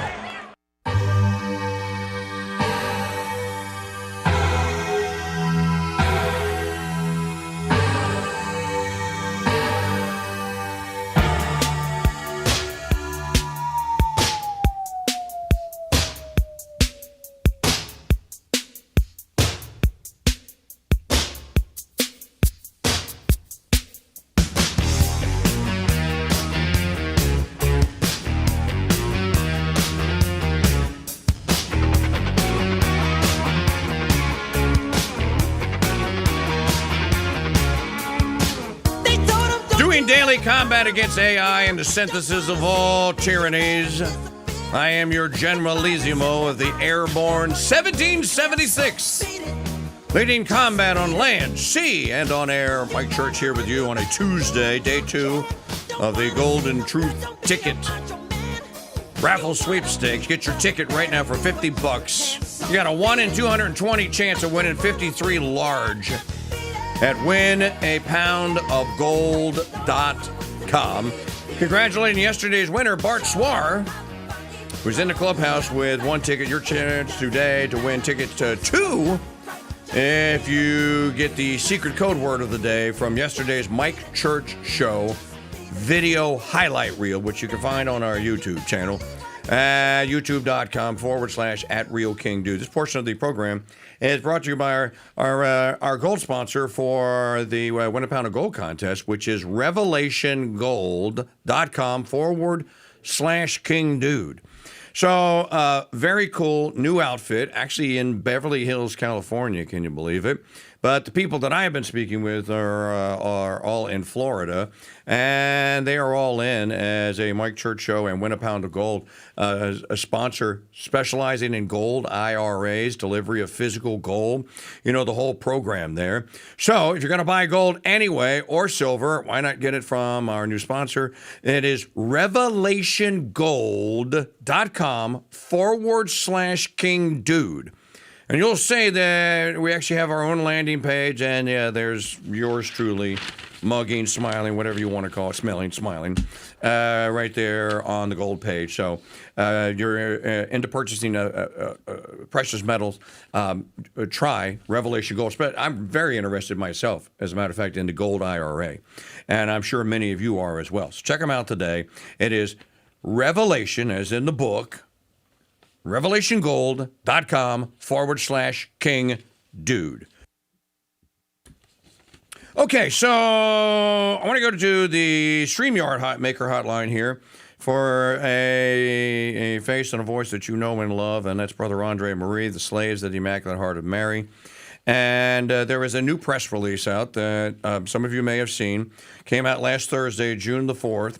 Slaves of the Immaculate Heart of Mary push back against false claims by the Diocese of Manchester. I said Diocese. I didn't mean to say Diocese. Diocese of Manchester. You can tell what I was thinking. The Diocese of Manchester, New Hampshire. Brother, first of all, welcome, as always, back to the Mike Church Show and the Crusade Channel and the Ethics in Broadcasting Network. You look good today. Thank you very much, Mike. God bless you, and God bless the audience. Brother, I would just like to say, and I actually, usually I don't prepare very well, I just go by memory. I actually printed it out to make sure that I would have the correct dates, because your article and your press release on this is very detailed. And I think that you read the mayor of Doosan's comment and signal. You read Rusty's comment. Yes. And I think that is a sentiment that is shared by many, that it is an outrage and people are furious about what has been done to these slaves, to all of you, to the brothers, and to our beloved sisters there at the St. Benedict Center by the diocese. And I'm sure, and I just want to give you a chance because I know there is a reason. I'm sure there are going to be those who are going to say, "Well, brother, why now? If you knew most of this years ago, why come out with the press release and defend yourself now?" Is there a reason that kind of prompted this particular action, brother? Well, first of all, I almost did this 2 years ago, and we decided that with Canonical Council that we would make another effort to get redress canonically and just give it sort of another chance. And when we did, we had this, give it 2 years because it might take 2 years. And when the 2-year clock ran up, we determined, okay, this is time. Now, another thing is when all of this initially happened to us, we didn't know all of the background. We didn't know some of the things that were done, some of the kind of treacherous things that are documented here, especially with the FBI. It wasn't until we had received some information via a FOIA request that we found out that the same diocesan official who signed the decree against us, the decree of precepts against us, was also trying to get the FBI to come after us, essentially for human trafficking. And I forget the exact terms. I wouldn't want to get the terms wrong, but he called the FBI and made a bogus complaint. And yeah, involuntary servitude / human trafficking by the slaves of the Immaculate Heart of Mary in Richmond, New Hampshire. That's what he reported. I'm not saying those are his exact words, but that's what the FBI wrote down based upon his phone call to them. And we didn't know all that until we got the FOIA information, because we didn't know who called the FBI. Okay. Now we do. So it took us a while to get all this information. If you've ever done a FOIA request from a federal agency, it's not a quick process. But so we did this, and we collected all this information. I reported it all to the bishop. I gave a detailed list of some of the things that were done that were clearly crooked, clearly dishonest, and under oath, Father Dallaire denied doing at least one of the things. He denied, for instance, that he was the person who called the FBI, and we have it on a FOIA request. We have that information, and there was other things that he did that came out in the wash in his own civil lawsuit against Gary Michael Voris et alia, which is still ongoing. And when those things came out, we just started compiling them and hoping to get justice through ecclesiastical venues, but that wasn't happening. And it's, justice. The wheels of justice turn slowly, they say. I'm not complaining. I'm just saying it does take a long time, and we've been at this over 7 years now, and there's still stuff happening in Rome, but it's not anything I can report on yet, and we haven't gotten vindicated yet. I almost said we haven't been vilified. We have been vilified, but we haven't been vindicated. I was going to say you've been plenty vilified. Maybe vindicated, no. Vilified, yes. For those that don't know, and I think this is an important distinction, I encourage you to go read the report at Catholicism.org, because if you don't know the background, you're like a child that wanders into the middle of a movie and has no idea what the plot is and what's actually going on. Mm-hmm. So if you don't know the backstory, which we can get into because it's all in the press release here with dates here, but basically so this is going on 8 years now. There has been a precept against slaves to the Immaculate Heart from the Diocese of Manchester, New Hampshire. And the precept has worked very well if you were on the side of people who think that Brother Andre, Brother Joseph Mary, and the other brothers, and then the sisters there, should not be a religious group in good standing. Well, then the precept has done some damage here, as you well know. I think, though, but I agree with Joe Doyle, brother. The fact that the slaves have endured that you have done the exact opposite of what Father Dallaire accused you of, which is being basically disobedient. and that you won't listen to authority, which he claims actually several times. But your experience has been the exact opposite. You have obeyed. You've tried to, as you said, work canonically through this. No, we're going to do this the right way. Your chapel is empty. There's an empty tabernacle there. There used to be a priest there. I know. I've attended Mass there and on many occasions. So you actually have endured this, as I might say that some saints have had to endure the church actually doing wrong things that ultimately get worked out, or things that aren't good, to religious. So we've all prayed with and for the slaves. So this is good to see. And I hope a public now that has bought into they're just Feeneyites anyways. You don't even know what that means. When you say that, you don't even know what that means. I hope now that there will be at least some sort of a public reckoning, that justice will be done, and that the wrong will be righted. So, having said that, I'm going to let you walk us through how this whole thing began.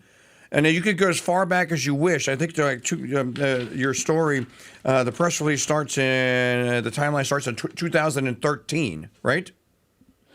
Well, the real year, the year where all the significant things happened was 2016. In 2011, Bishop Labashi becomes the Bishop of Manchester, New Hampshire.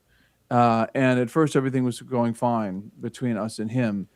And then in 2013, I don't know the exact date, he got Father Dallaire on board, who had just gotten his licentiate in canon law, and made him the judicial vicar. And eventually, he's also vicar for canonical affairs. And eventually, he would then become liaison to the religious. He no longer is the vicar for canonical affairs, and he's no longer liaison to religious. But he is a pastor of St. Pius X Parish in Manchester, and he's also still the judicial vicar. And when Father Dallaire came on the job, things got complicated. And I had several meetings with him. And in those meetings, he made it very clear that we would have to change our beliefs on Extra Ecclesiam Nulla Salus. And in fact, I can tell you an anecdote about how one of those meetings went, which I haven't told this story publicly yet, but this is an indication of where things are going to go. And what happened was we were here. We were in the meeting room, that meeting room that you told me, which might make a good studio one day. Yes. We were sitting in that meeting room, just the two of us. And he told me something that at first when I heard it, I thought he couldn't have meant it this way. So I gave him the benefit of the doubt. And I offered him kind of an out from what he said. He told me, brother, you have to accept the new revelations that come out through the church. And I said, Father, I don't think you meant to say it that way, because there are no new revelations. Public revelation ended with the death of the last apostle, St. John, in 100 AD. And there is no new public revelation. All that there is private revelations, which don't contain doctrines of faith that have to be believed to be saved. And then he said, no, I did mean it. I meant it. And I said, Father, this is Catholic dogma. Pope St. Pius X condemned the idea that there is ongoing revelation. That's what the Mormons believe. And Quakers, too, believe in ongoing revelation. I said, we don't believe in ongoing revelation. He says, well, yes, we do, and I can prove it. And I said, well, and I thought to myself, this should be interesting. And he said, well, yeah, Our Lady of Lourdes said that I am the Immaculate Conception. And then after that, the Pope defined it. And you've got it exact opposite, Father, because it was before that the Pope defined it. And then St. Bernadette heard those words from Our Lady. And then he admitted that I was right. that he had gotten the story out of sequence. So his proof text for how it is that the church has new revelations failed. Now, after that meeting, I was a bit disturbed that he would say that. This is significant. This isn't a small blunder or a small little error in fact. I mean, yeah, the timing of the Our Lady of Lourdes and the papal definition, that you can let go. That's just an error in fact. But what he was attempting to prove with that error in fact was a heresy. And I told him that. I said, Pope St. Pius X condemned this very thing in Lamentabili Sane. And at the time, I had the facts right in my head because, well, I knew this. It's something I committed to memory years ago. When I studied the document, I knew that this idea was one of the modernist errors. And so I went back into my office when he left, and I looked it up, and sure enough, I found which proposition of Lamentabili Sane it was. This is the syllabus of modernist errors. And then I also looked it up in the New Catechism, the Catechism of the Catholic Church. And sure enough, there's a heading in the Catechism of the Catholic Church which says something like this: no new public revelation. And then there's an explanation of it right underneath. So I clipped those things, gave the references, gave the links, and I sent him an email. I may not have provided the links, but I gave him the references, and I sent him an email saying, essentially, this is what we were discussing, and I thought I would show you this is what the church actually teaches in this matter. So I knew I had problems here, and I knew I had problems when he kept telling me, you have to change, and you have to change what you believe. And I'm not going to tell you how he interprets extra ecclesia nulla salus because he wouldn't really tell me. And in fact, when we had these discussions, he kept saying, "Well, I'm not supposed to discuss theology with you because I'm not a theologian, but I'm just supposed to talk about church law with you." So it was a very strange kind of conversation, and we had multiple conversations like that where he would venture into theology, and then we'd start talking theology, and then he would remind me that he's not supposed to be talking about theology with me. So now these are all facts. Everything I'm going to say is going to be a fact, and I'm not going to speculate on what motivations are or anything like that. But so at that point, I knew we had a problem. So in 2016, now I went from 2013 to 2016. It took him a while to get to this point where we're having these conversations. In 2016, and all the while we've got an approved priest, right? We've got a priest saying mass here. With faculties from the Bishop of New Hampshire, of Manchester, New Hampshire. So when we come to 2016, I'm thinking, well, we have it on record from the Diocese of Worcester when our community was still in Worcester. We have it on record that the so-called strict interpretation of extra ecclesia nulla salus, which is their word, not mine, it was discussed by the officials of the Diocese of Worcester and the CDF.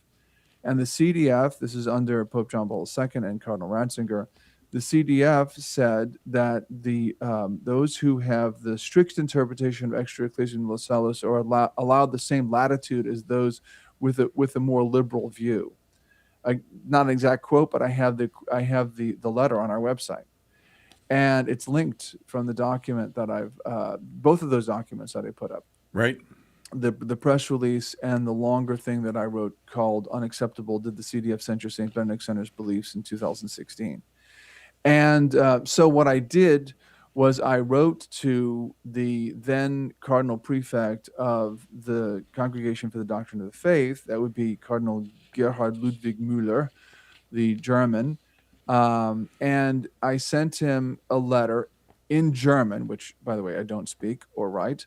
I wrote the letter, and a dear friend who's a native speaker translated it, and she knew Cardinal Ratzinger's secretary, Cardinal Müller's secretary, and she sent it to him and asked him to deliver it to the cardinal. So it didn't take long before that got into the cardinal's hands.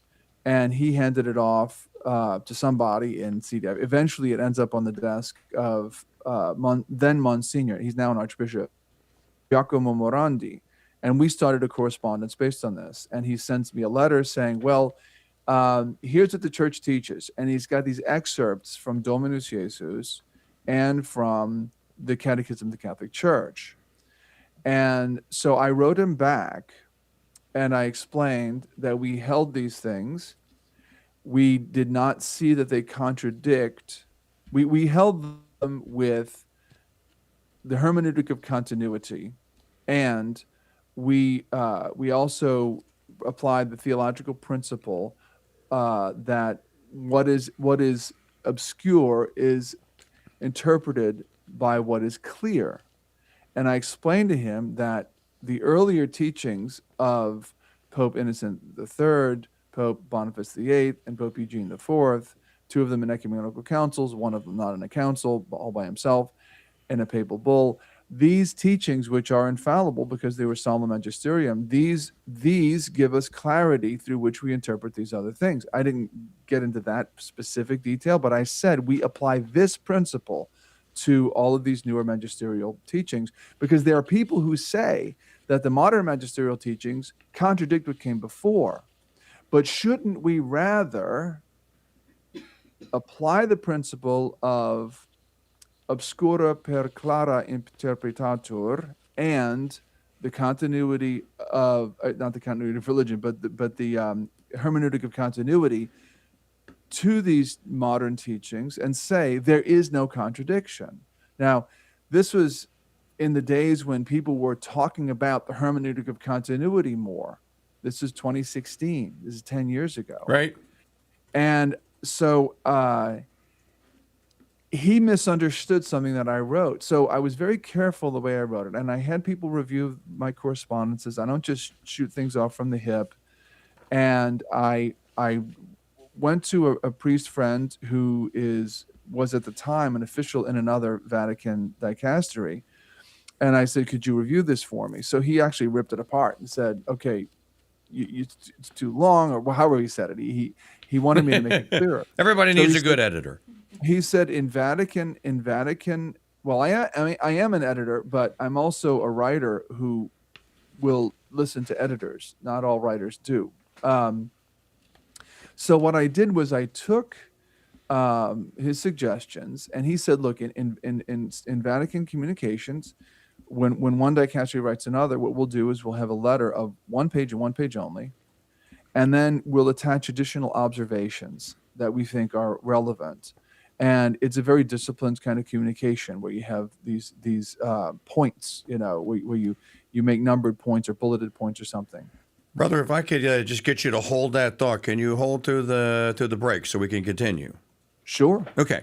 So let's do that. We'll continue on the other side of the timeout, which is coming up. You have plenty of time during this timeout to go to Catholicism.org, and you can read Brother's entire piece, his post here. There are two. There is a press release, and then there is the document that I have here, Unacceptable, did the CDF censure St. Benedict Center belief in 2016.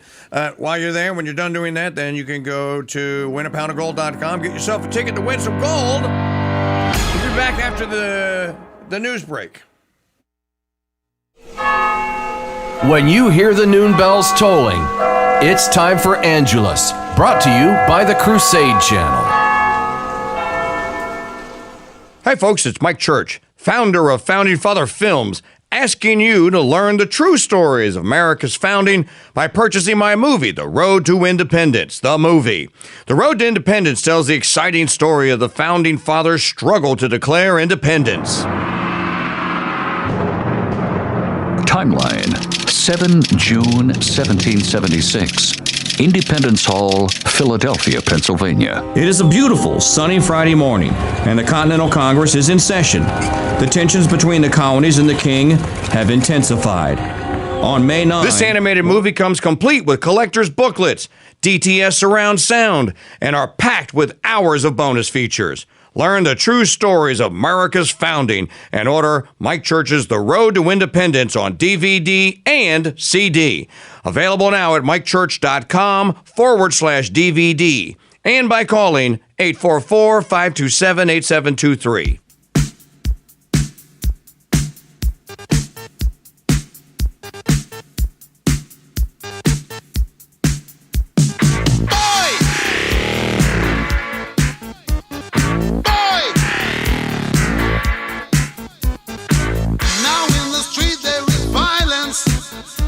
and a lots of work to be done.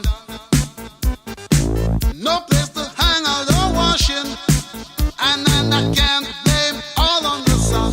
Oh no, we're gonna rock down to Electric Avenue, and then we'll take it higher. You're listening to the Crusade Channel, a Black Hat Studios media property. Broadcasting live 24/7 from Madisonville, Louisiana, and to the world via crusadechannel.com. We don't know where the Ark of the Covenant is, but we do know that Mike Church will give you a chance to win his pound of gold. And all you have to do is listen for the golden sound of the day, weekday mornings at 6 a.m. on The Mike Church Show at MikeChurchShow.com and on YouTube at Real King Dude. Mike Church Show News. News you can trust. Because let's face it, the truth just sounds different, like a symphony of facts. And now, here's Janet Huxley. Hello, Red, White, and Dude Nation. Welcome to Tuesday, June the 9th, 2026. I'm Janet Huxley at the Mike Church Show News Desk, live from the ranch in Kansas City. This report is brought to you by the Gold Truth Ticket Sweepstakes. Get your Gold Fruit tickets today at winapoundofgold.com.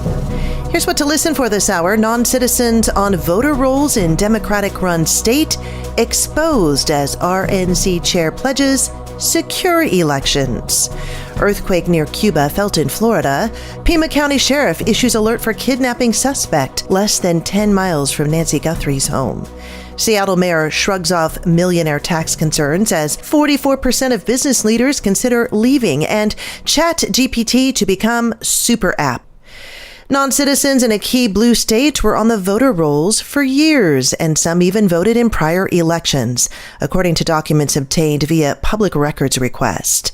The New Jersey Republican Party and the Republican National Committee requested voter rolls from all 21 counties in the Garden State and found multiple instances of non-citizens seeking naturalization asking to be removed from the rolls, claiming they were unknowingly registered to vote. Most were registered as Democrats. In official letters viewed by Fox News from Atlantic County, Superintendent of Elections and Commissioner of Registration Maureen Bugden certified that non-citizens came to her asking to be removed. Other documents showed non-citizens directly asking to be removed from the rolls through a state voter registration cancellation form. When prompted about why they wished to be removed, the vast majority of the unknowingly registered voters checked a box labeled Other and wrote they were not citizens. Residents in Florida reported feeling the shaking from an earthquake that occurred 91 miles off the coast of Puerto Esperanza in Cuba on Monday afternoon. Turns out a magnitude 6.1 earthquake struck northwest Mantua, Cuba. Most of the shaking occurred off the coast of the island country in the southern part of the Gulf of America. The Sheriff's Department overseeing the investigation into the suspected abduction of Nancy Guthrie has issued an alert warning of another kidnapping suspect wanted in a separate incident less than 10 miles from Guthrie's home in Tucson. A 40-year-old woman named Coral Michelle Smith is the subject wanted in connection with another kidnapping and aggravated assault with a deadly weapon. The Pima County Sheriff's Department said in a Be on the Lookout message over the weekend in connection with Guthrie's February 1st disappearance, and it's as if the media just wanted the story back in the news. No suspects have been publicly identified in connection with Guthrie's February 1st disappearance, but authorities have described a man who appeared on her front doorstep in camera video footage as average height and build. Our quote of the day, those whose hearts are pure are temples of the Holy Spirit, St. Lucy. Coming up, lifestyle headlines. You're listening to The Mike Church Show in the Red, White, and Dude Nation. Membership has its privileges. American Express was right back in the 1970s. Membership has its privileges, and no membership privilege is greater to a Red, White, and Dude Nation listener than membership in the elite membership club that is the Dude Number. Here's Lee to tell you how to get yours. That's right, King Dude. Membership does have its privileges. And when it comes to the Dude Number, applying for membership has never been easier. Just head to mikechurch.com/dude to start the membership process. Your unique and one-of-a-kind membership and all the privileges that come with it awaits you. As a member, you'll enjoy private chat groups, VIP privileges to all Mike Church Show events, early access to new dude-geared store items, and of course, your unique dude number. Dude 1210 reporting all quiet on the Eastern Front. This is Mike's favorite punching bag, dude number 13. Hi, this is Steve. My dude number is 2112. Dude number 2004, proud member of the Red, White, and Dude Nation reporting for duty. Become a part of something bigger than any talk show there is and apply for your dude number today at mikechurch.com/dude. Membership has its privileges. You can find out all about today's Saint of the Day in the Saint of the Day podcast, From the Slaves to the Immaculate Heart Sisters, that can be listened to or downloaded at crusadechannel.com/saint. Coming up, a look at more lifestyle headlines. OpenAI is embarking on a transformative overhaul of its flagship ChatGPT platform, aiming to position it as a super app that integrates coding tools, AI agents, and third-party services like Canva and Booking.com. This shift, reported by the Financial Times and corroborated by multiple insiders, marks a strategic pivot toward enterprise clients and a potential initial public offering. While enterprise revenue already accounts for 40% of OpenAI's income, driven by 2 million businesses, the company aims to push this share to 50% by year end. The move underscores a broader industry trend where AI firms are racing to monetize their technology in an increasingly competitive landscape. Seattle Mayor Katie Wilson said concerns about wealthy residents and businesses leaving Washington over rising taxes are overblown during an interview on Wednesday. I still think that claims of a large exodus of rich people due to our statewide millionaire tax that the legislature passed this year are overblown, Wilson said. I do believe that. In March, Washington state Democrats passed the millionaire's tax, a 9.9% income tax for households that make over $1 million a year, which Democratic Governor Bob Ferguson signed on March 30th. It's the state's first ever income tax, pushed by progressives and opposed by conservatives. I'm Janet Huxley for the Mike Church Show and the Red, White, and Dude Nation, because ethics in broadcasting matters. I think I'll go to sleep and dream about piles of gold getting bigger and bigger and bigger. Here's a piles and piles of gold fun fact. In 1971, if D.B. Cooper had jumped out of an airplane with $200,000 worth of gold instead of U.S. currency, he would have $25.4 million in gold bullion today. Now, we don't know where D.B. Cooper's money is, but we do know that Mike Church has 1 troy pound of gold in his safe and that he's going to give it away on July 2nd. And you don't have to jump out of an airplane to win it. Win Mike Church's Pound of Gold. Tickets on sale now exclusively at winapoundofgold.com. D.B. Cooper and Cocaine Bear parachute sold separately.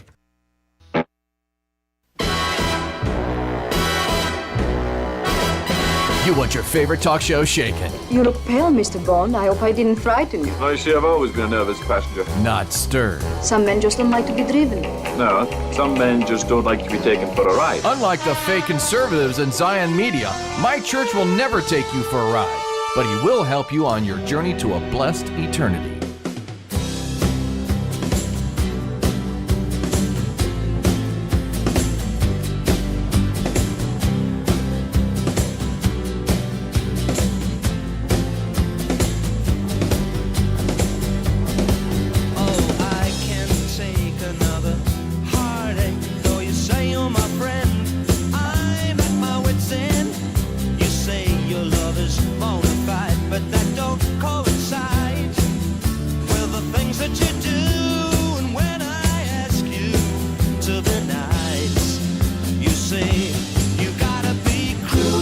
Welcome back. Performing this show with 94.4% of my testosterone tied behind my back just to make it a fair fight in a war against single, angry, ugly cat ladies. We are here fighting the good fight. Mike Church here with you on a Tuesday. You're home for the 2026 Golden Truth Ticket Contest. As our couple of tickets come in during the time out there, get your ticket at winapoundofgold.com. That's winapoundofgold.com.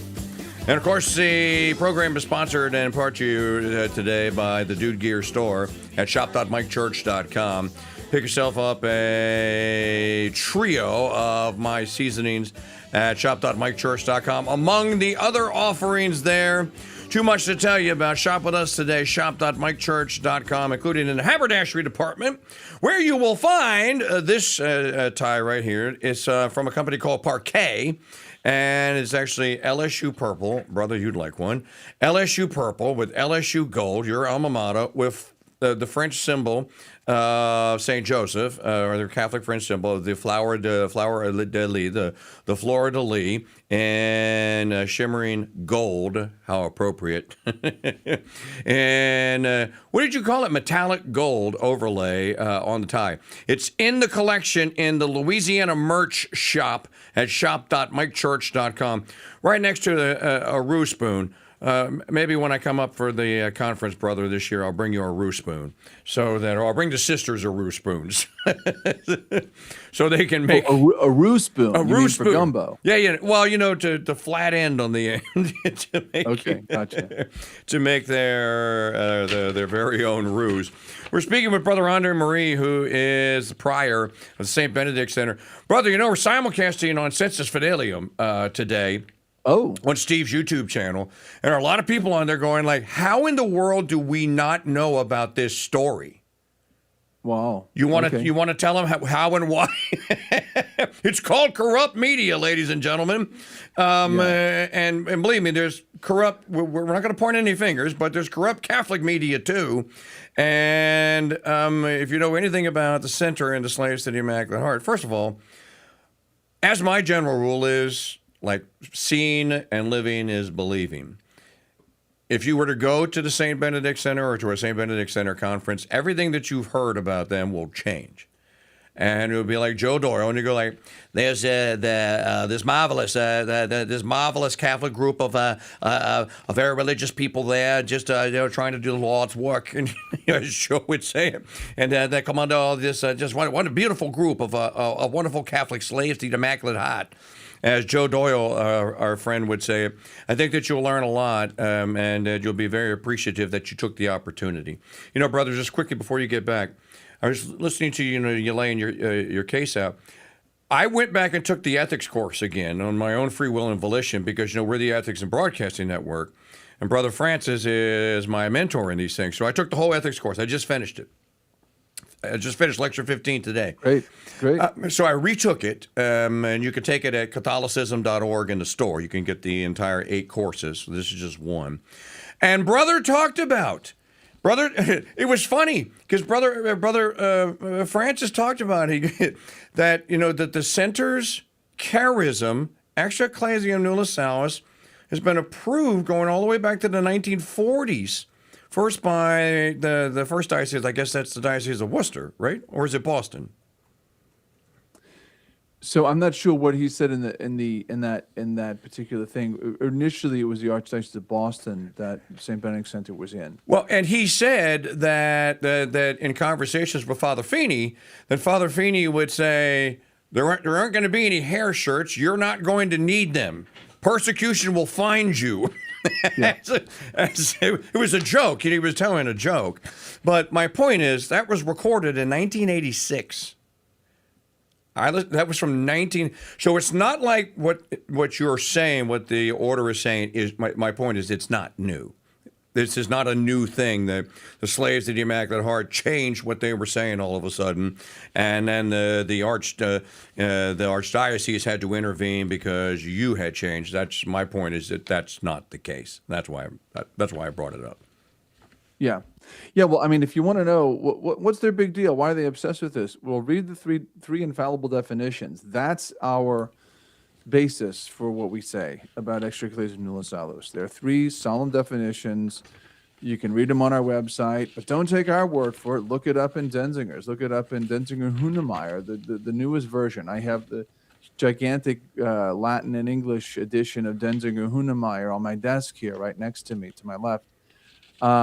It's all in there. So, I mean, this is not something that is somehow mysterious or somehow arcane knowledge. It's been clearly defined by 2 ecumenical councils and 1 pope who wasn't acting in an ecumenical council. But I think I should get back to narrating this. Yes, because I can only do this segment because I have another guest coming up next segment here. So, how long does it give us? 15 minutes. Oh, okay. Wow, I gotta go quick. Brevity being the soul of wit. So in 2016, I had this exchange of letters with Monsignor Morandi after writing to Cardinal Mueller, and one of the things that I wrote, and let me quote it word for word. Point 8 of my observations that I made in this letter that I sent on May 26 of 2016, I said this: some of the passages that your reverence cites in your letter of April 15 from the CCC and Dominus Jesus have been given different readings that are contrary to one another. There are also theologians of both liberal and conservative inclinations who hold that these pronouncements contradict what was previously taught. But should we not here employ both the hermeneutic of continuity and the principle obscura per clara interpretanda sunt, and conclude that there is no change in perennial doctrine?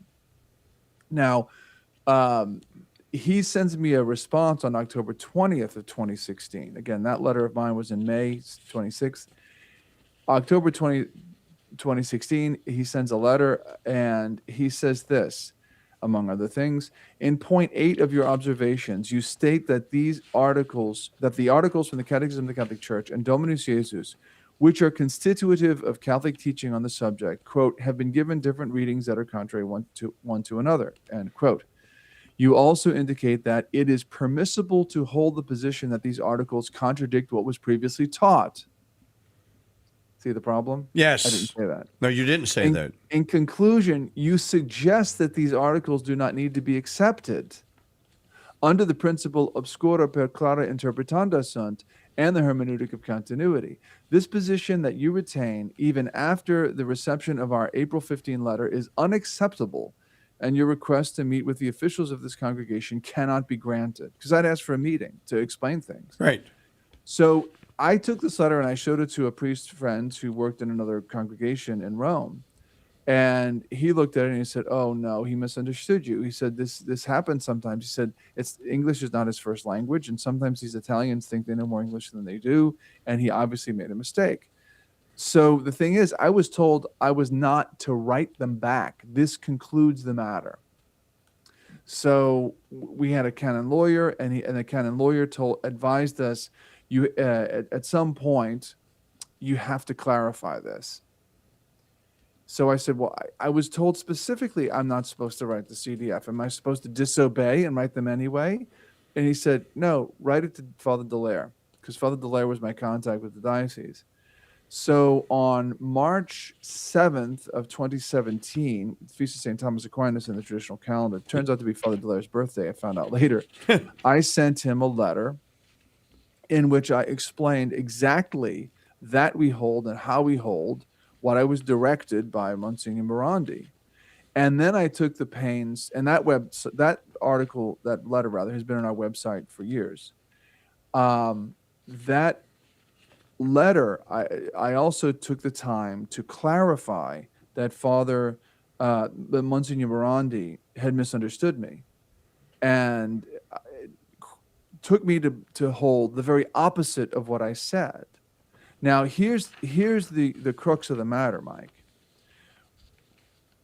Father Dallaire did not respond to that March 7th, 2017 letter that I sent him. Okay. Did not respond. And I said specifically in that letter that I was requesting him to archive his doubts as to my orthodoxy on these questions. I was very specific on that. I made a request.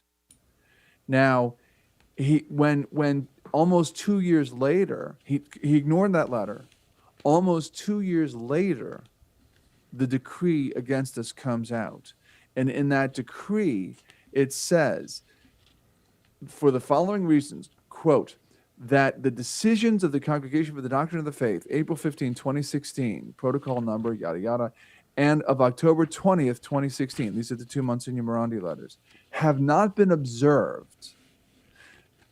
Next bulleted point, that those so corrected by the Congregation for the Doctrine of the Faith have persisted in their obstinacy And then third bulleted point, that scandal in the church continues. And each one of these points has references to the Code of Canon Law, right, and or the Catechism of the Catholic Church. So, and then it goes on with the precepts. The point that I'm making here is this: he took that word, unacceptable, and he said, "You didn't observe what was written to you." Now, in point of fact, I addressed a letter to Father Dallaire, again, March 7, 2017, where I explained exactly how we observed what Monsignor Morandi was saying. And he refused to answer that letter, or rather, he didn't answer that letter. And then when I asked him later on, why didn't you ever answer that letter? He said, "You didn't ask me any questions." Please. I have this in writing. You didn't ask. You gave me a list of propositions. You didn't ask any questions. So clearly he read it, because he said there was a list of propositions. Well, the list of propositions was explaining how exactly we observe what it is that Monsignor Morandi had told us we have to observe. And then he tells us we didn't observe this. And then he says that the Holy See, very publicly, said the Holy See ruled their teachings on this matter unacceptable.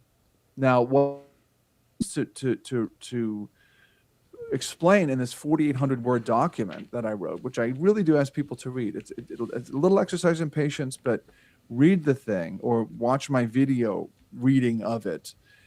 In very clear that the unacceptable word was the little thread around which an entire tapestry was woven. And it's not an honest tapestry. It's not an honest story. The true story is that Monsignor Morandi misunderstood me. And when he said that one thing that I said in point 8 out of, I think it was 9 points, was unacceptable, he was not pronouncing a judgment upon our doctrine. He was pronouncing a judgment upon one thing that I said, which he actually misunderstood, and, me to believe, to say the exact opposite of what I said. He said that was unacceptable. So Father Dallaire has treated this as if this was some sort of a judgment on the part of the CDF against our theological position, our doctrinal position. And I made it very clear to him that this was a misunderstanding, and I proved it. I mean, anybody who reads this will see that this is a clear misunderstanding. If you read what I wrote and then you read what he wrote, it's very clear that there was a misunderstanding.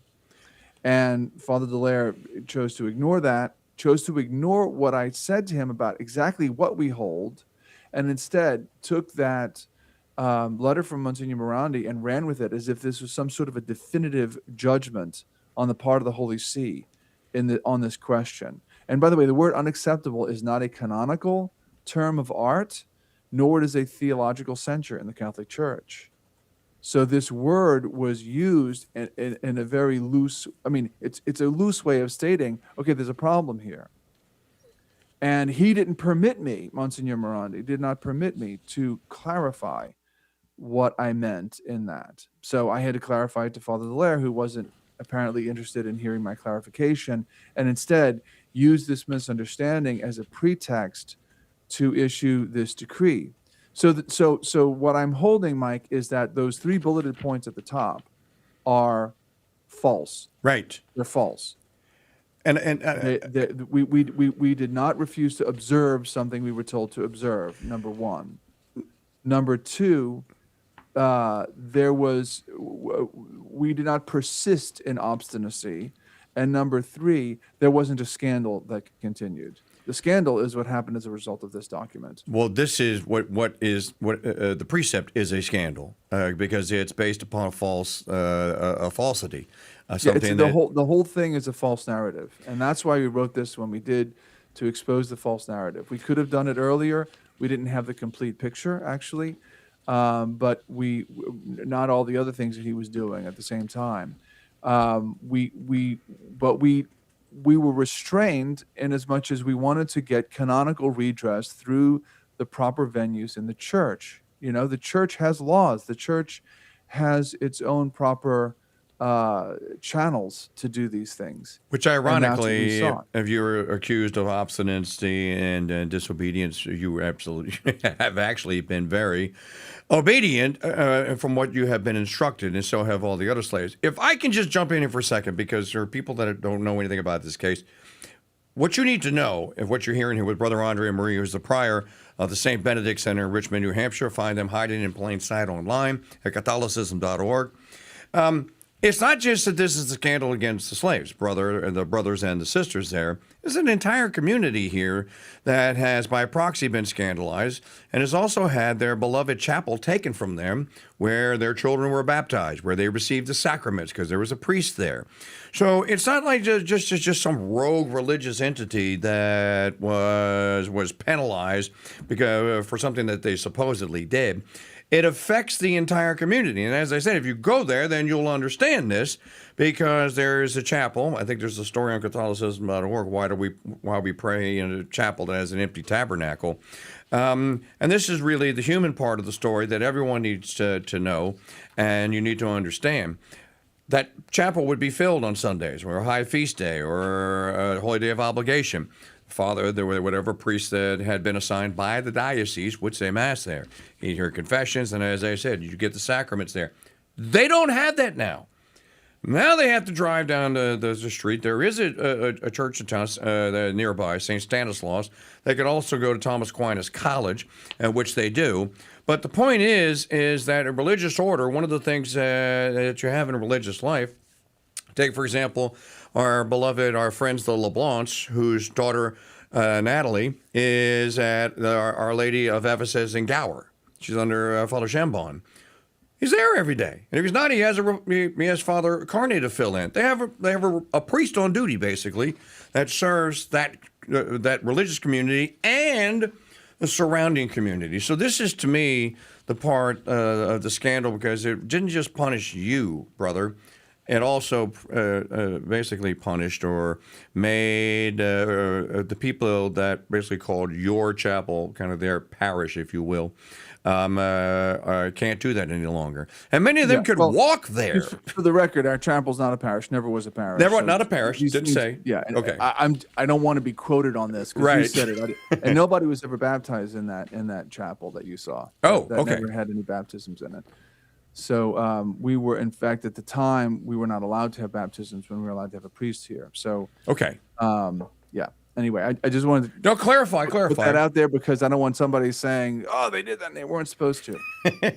Okay. We only have 2 minutes left here. So at the end of the day, brother, is there a recourse now for you? Because you're still trying to appeal this, basically to say, will you please just let us tell the story and we can clear all this up? Well, we're taking two modes of recourse right now. We still have a canonical case in Rome, which I can't discuss. And we also have, we're now deciding to, after we were bashed and trashed in the secular and the Catholic media, we decided to tell the story because as our canon lawyer told me, brother, you have a natural law right to defend yourself when you've been wronged like this. Mm-hmm. So go ahead and do it. You have a natural law right. When you've been slandered, when you've been defamed, libeled, whatever the proper word is, you can defend yourself. And clearly this is calumny. I mean, the things that have been said, and this isn't the only calumny. There are other things that I have yet to address publicly. Well, I would just say for my part, because I have been associated and affiliated with the center since 12, since we started the Philosophia Perennis course. And then since 2015, because Brother Andre hosts Reconquest on my Crusade channel, 500 some odd episodes now. There's a pair of so-called alleged journalists that worked for the New Hampshire Union Leader. Stories came out and were published. These people weren't just satisfied with trying to destroy you and the center and the slaves. They came after me. She actually, under false pretenses, became a member and was going into our chat room, and people are going like, who is this woman who's asking all these questions about Zionism? And so it was very strange. So there's just nefarious stuff that's going on here. My advice to all of you that have stumbled on this story for the first time today is to go to Catholicism.org and read it. or watch Brother's video. And by the way, if you want to hear about that journalist, just look up Damian Fisher on our search engine on the website, because that's a whole other element that we didn't talk about here, because Father Dallaire worked with him. In fact, Father Dallaire gave Damian Fisher, he leaked things to him from the archives of the diocese about me. And this is documented. And when Bishop Labashi was asked about this under oath, he said that he could never recommend that at any level. So he knew that Father Dallaire did something unethical there. Well, brother, thank you very much for your candor and for being with us here on the Mike Church on the Ethics Broadcasting Network. Folks, you can catch brother at crusadechannel.com. 500 plus episodes of Reconquest are there. Brother, good work on this. Thank you. God bless and Mary keep you. And as always, we will talk to you real soon. All right, Mike. Thank you very much. God bless and Mary keep you too. You're very, very welcome. Folks, we're going to take a time out and come back with our final segment of the day here. You have plenty of time to go to winapoundofgold.com and get your ticket. And as I say, Catholicism.org, that is the website for where you'll find the brothers and sisters.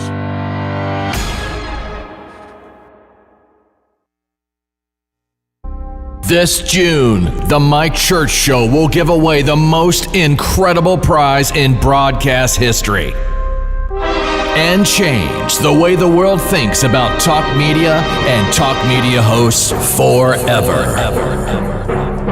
Hello, Red, White, and Dude Nation. I'm Janet Huxley at the Mike Church Show News Desk with your crucials for Tuesday, June the 9th, 2026. This report is brought to you by the Gold Truth Ticket Sweepstakes. Get your Gold Fruit tickets today at winapoundofgold.com.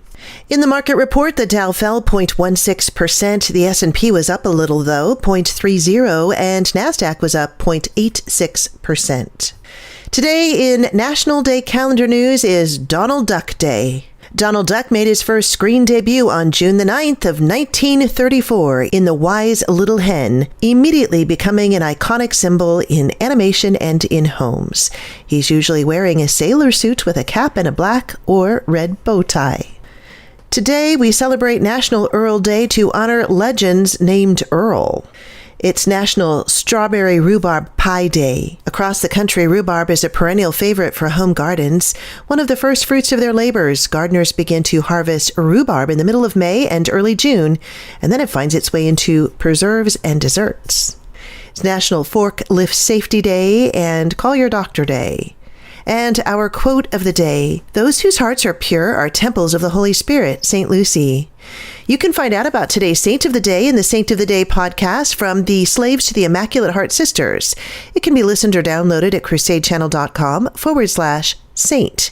You're listening to The Mike Church Show in the Red, White, and Dude Nation. Hi, folks. It's Mike Church, founder of Founding Father Films, asking you to learn the true stories of America's founding by purchasing my movie, The Spirit of 76. The Spirit of 76 details the true story of the writing and ratifying of the U.S. Constitution. Who authorized them to speak the language of we, the people, instead of we, the states? States are the characteristics and the soul of a confederation. If the states be not the agents of this compact, it must be one great... This animated movie comes complete with collector's booklets, DTS surround sound, and is packed with hours of bonus features.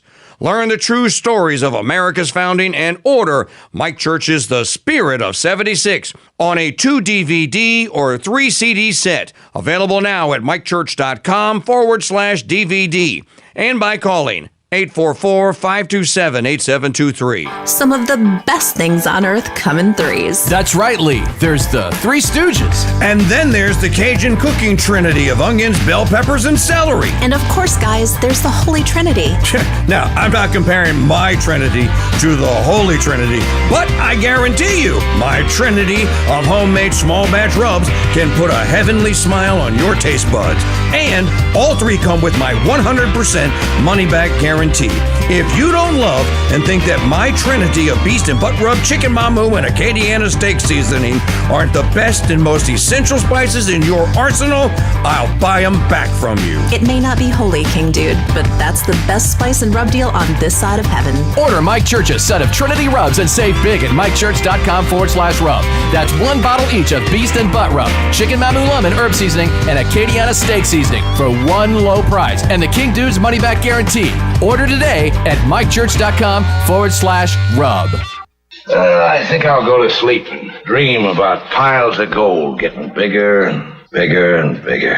Here's a piles and piles of gold fun fact. When the Trump administration began, an ounce of gold cost $2,750. At the 17-month mark, with his Iran war and MAGA inflation, it's at $4,500. Now, we don't know where the $1,750 price difference went, but we do know that Mike Church has 1 troy pound of gold in his safe, and that he's going to give it away on July 2nd. And even if you're a neocon in MAGA clothing, you can still win it. Win Mike Church's Pound of Gold. Tickets on sale now exclusively at winapoundofgold.com. Reposting Laura Loomer lies forgiven. Pardons sold separately.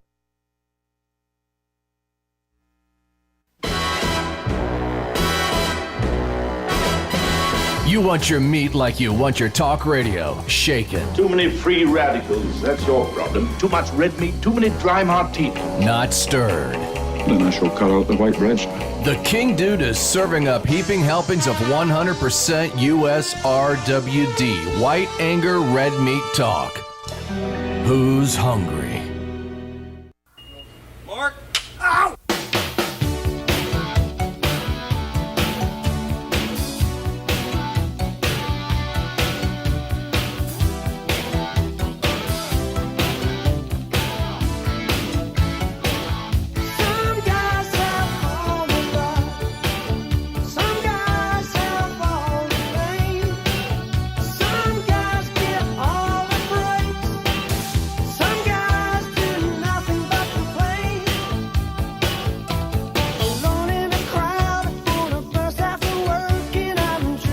I just realized I didn't even talk about my alleged leave story today of the criminal outfit known as OpenAI and their $1 trillion IPO.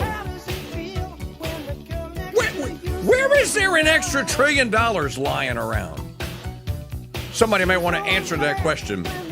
It's Mike Church Show here at 35 years young on the Ethics and Broadcasting Network on a Tuesday. You're home for the 2026 Win a Pound of Gold Sweepstakes raffle. Basically, you go buy a ticket at winapoundofgold.com, and on the day of the drawing, we put it into this giant hopper, and hopefully there will be 10,000 of them in there. Your odds right now are about 1 in 220 to win 53 large.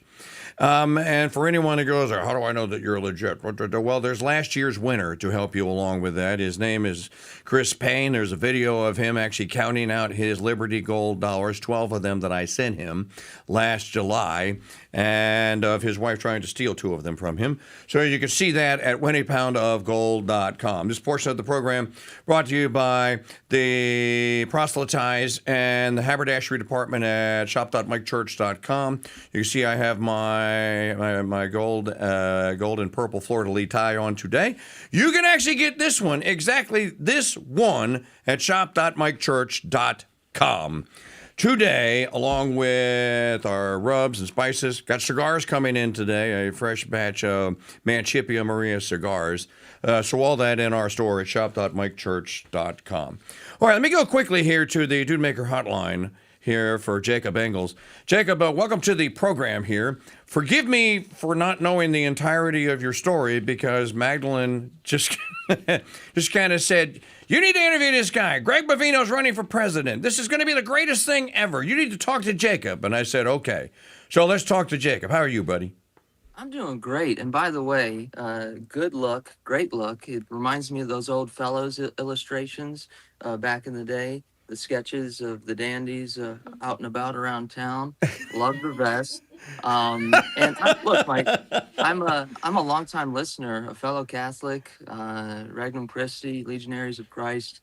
You were a force on Sirius XM, and I think you've only expanded the power of your messaging with your current operation here. And look, I've been in Republican politics for 20 years, since I was 11 years old in Florida. I've done everything from city council races to gubernatorial races to presidential races to ballot amendments. And what I see in the commander, Gregory Bovino, is somebody who doesn't take any BS. He's bold, he's brash, and he's brave. And I think it is what America needs right now. In fact, from what we've seen in the response since launching bovino2028.com, Right. has been overwhelming. Well, this is, by the way, I don't know if anyone has ever told you this, but you could do voiceovers and pretend that you are Matthew McConaughey. I'm listening to you going like, dude, it's Matt. Just take the picture off. I put Matthew McConaughey on, and I've got him on the show. It's a fugazi. It's a fugazi. All right. God. Well, look, see, this is the great part about when good like minds get together. We don't always have to be doom and gloom, ladies and gentlemen. And I think the hope and the hope in a hopeless situation that we're in America right now with this migration, immigration, legal or illegal, our country, we're not walking off the cliff. We've already walked off the cliff, and now it's an opportunity whether we're going to pull the ripcord, deploy the parachute, and break the fall. And I see in the responses, we've had over 10,000 responses since launching this effort 96 hours ago to the website of people from all across this country wanting to volunteer and help a campaign effort, wanting to do things like I had a lady who said, well, I don't know if I, physically can get out and about and do door knocking or go to events, but I do an at-home candle business. Do you want Bovino 2028 candles? And I said, heck yeah.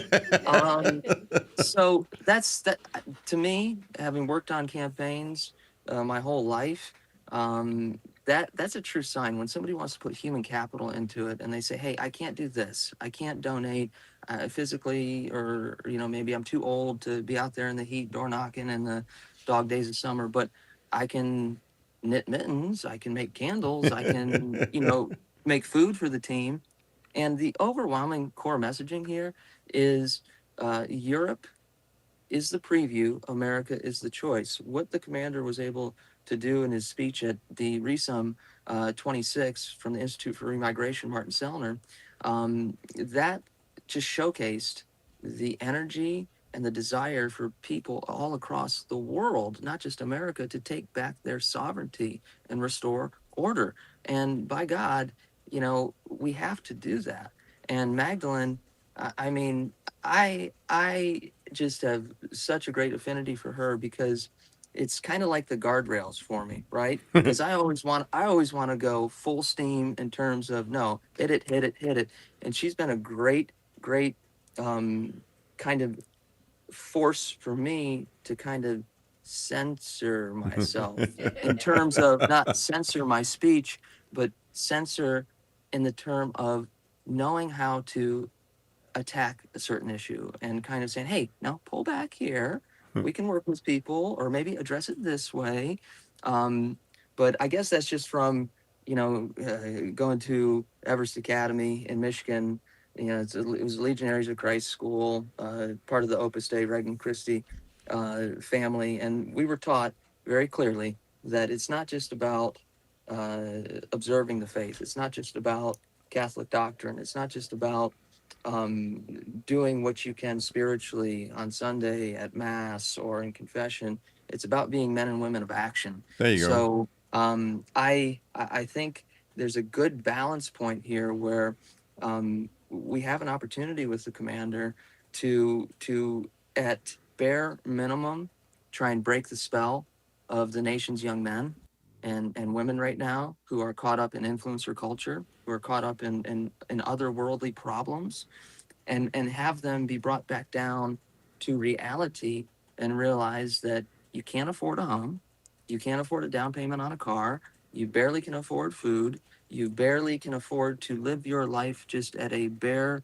subsistence minimum, and that all ties into the strain on the system that 106 million illegal immigrants have put on this country. So enough is enough. You know, it's Jacob Engels on our Jude Maker hotline with us. Most of you probably don't know that Greg Bovino has put an exploratory committee together to explore the possibility of running for president in 2028, and that's why we're having a conversation here.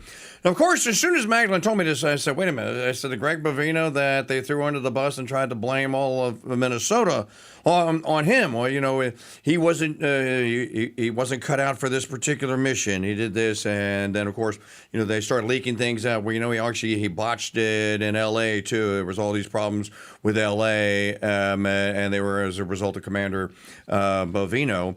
But you know, when I saw Greg Bovino, when I saw him giving his press conferences in Minneapolis, for example, I even said it on the air. Played one. I'm going, that's a dude who knows what he's talking about and has been doing and crunching this stuff for basically like Tom Homan for his entire life. I just found it very, very, what's the word? I didn't like the fact that they sent Homan in there to basically say, I'm here to go eat spaghetti. No, He eats spaghetti though with the migrants. That is a profile in Kurt, Mike.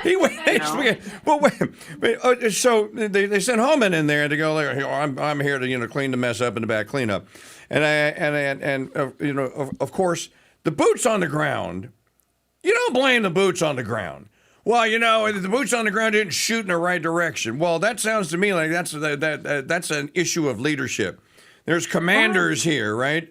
So if the boots on the ground are shooting at the wrong people, then they were told, they're given bad intel. I really don't want to talk about that. What I want to talk about is you two went. I didn't even know this happened.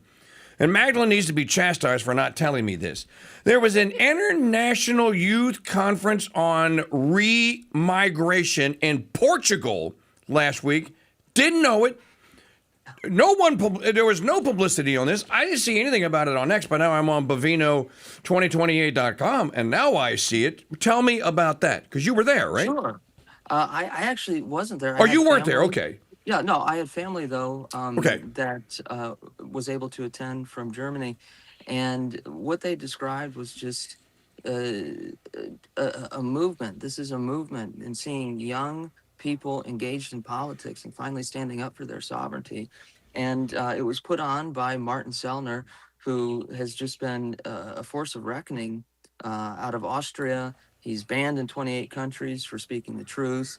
He's had I like him already. Yes. When Magdalene started telling me this, I was like, okay, how do I sign up? I can't get on a plane. I'll miss the event. But he's been a force of reckoning and a bringer of truth to all of Europa. Okay, so Europe is the preview, America is the choice. They have shown us not only the devastation that mass migration, legal and illegal, has caused the entire continent, but they have shown us with the Resum 26 event and the Institute for Remigration that there is actionable ways. So we have outrage followed by action. And that's what I like so much about the commander. You make a good point. You know, he went out there with his men. He went out there and popped tear gas. He went out there and participated in roundups. He went out there and gave press conferences. And Susie Wiles and James Blair, the chief of staff and deputy chief of staff to the president, were absolutely incensed about that, because he wasn't somebody that was going to be controlled and put in a box. He wasn't somebody who was going to follow the Washington, D.C. Beltway two-step doublespeak nonsense. See, they're more concerned, these Washington corrupticons, and a lot of them, I'm sorry, guys. Corrupticons.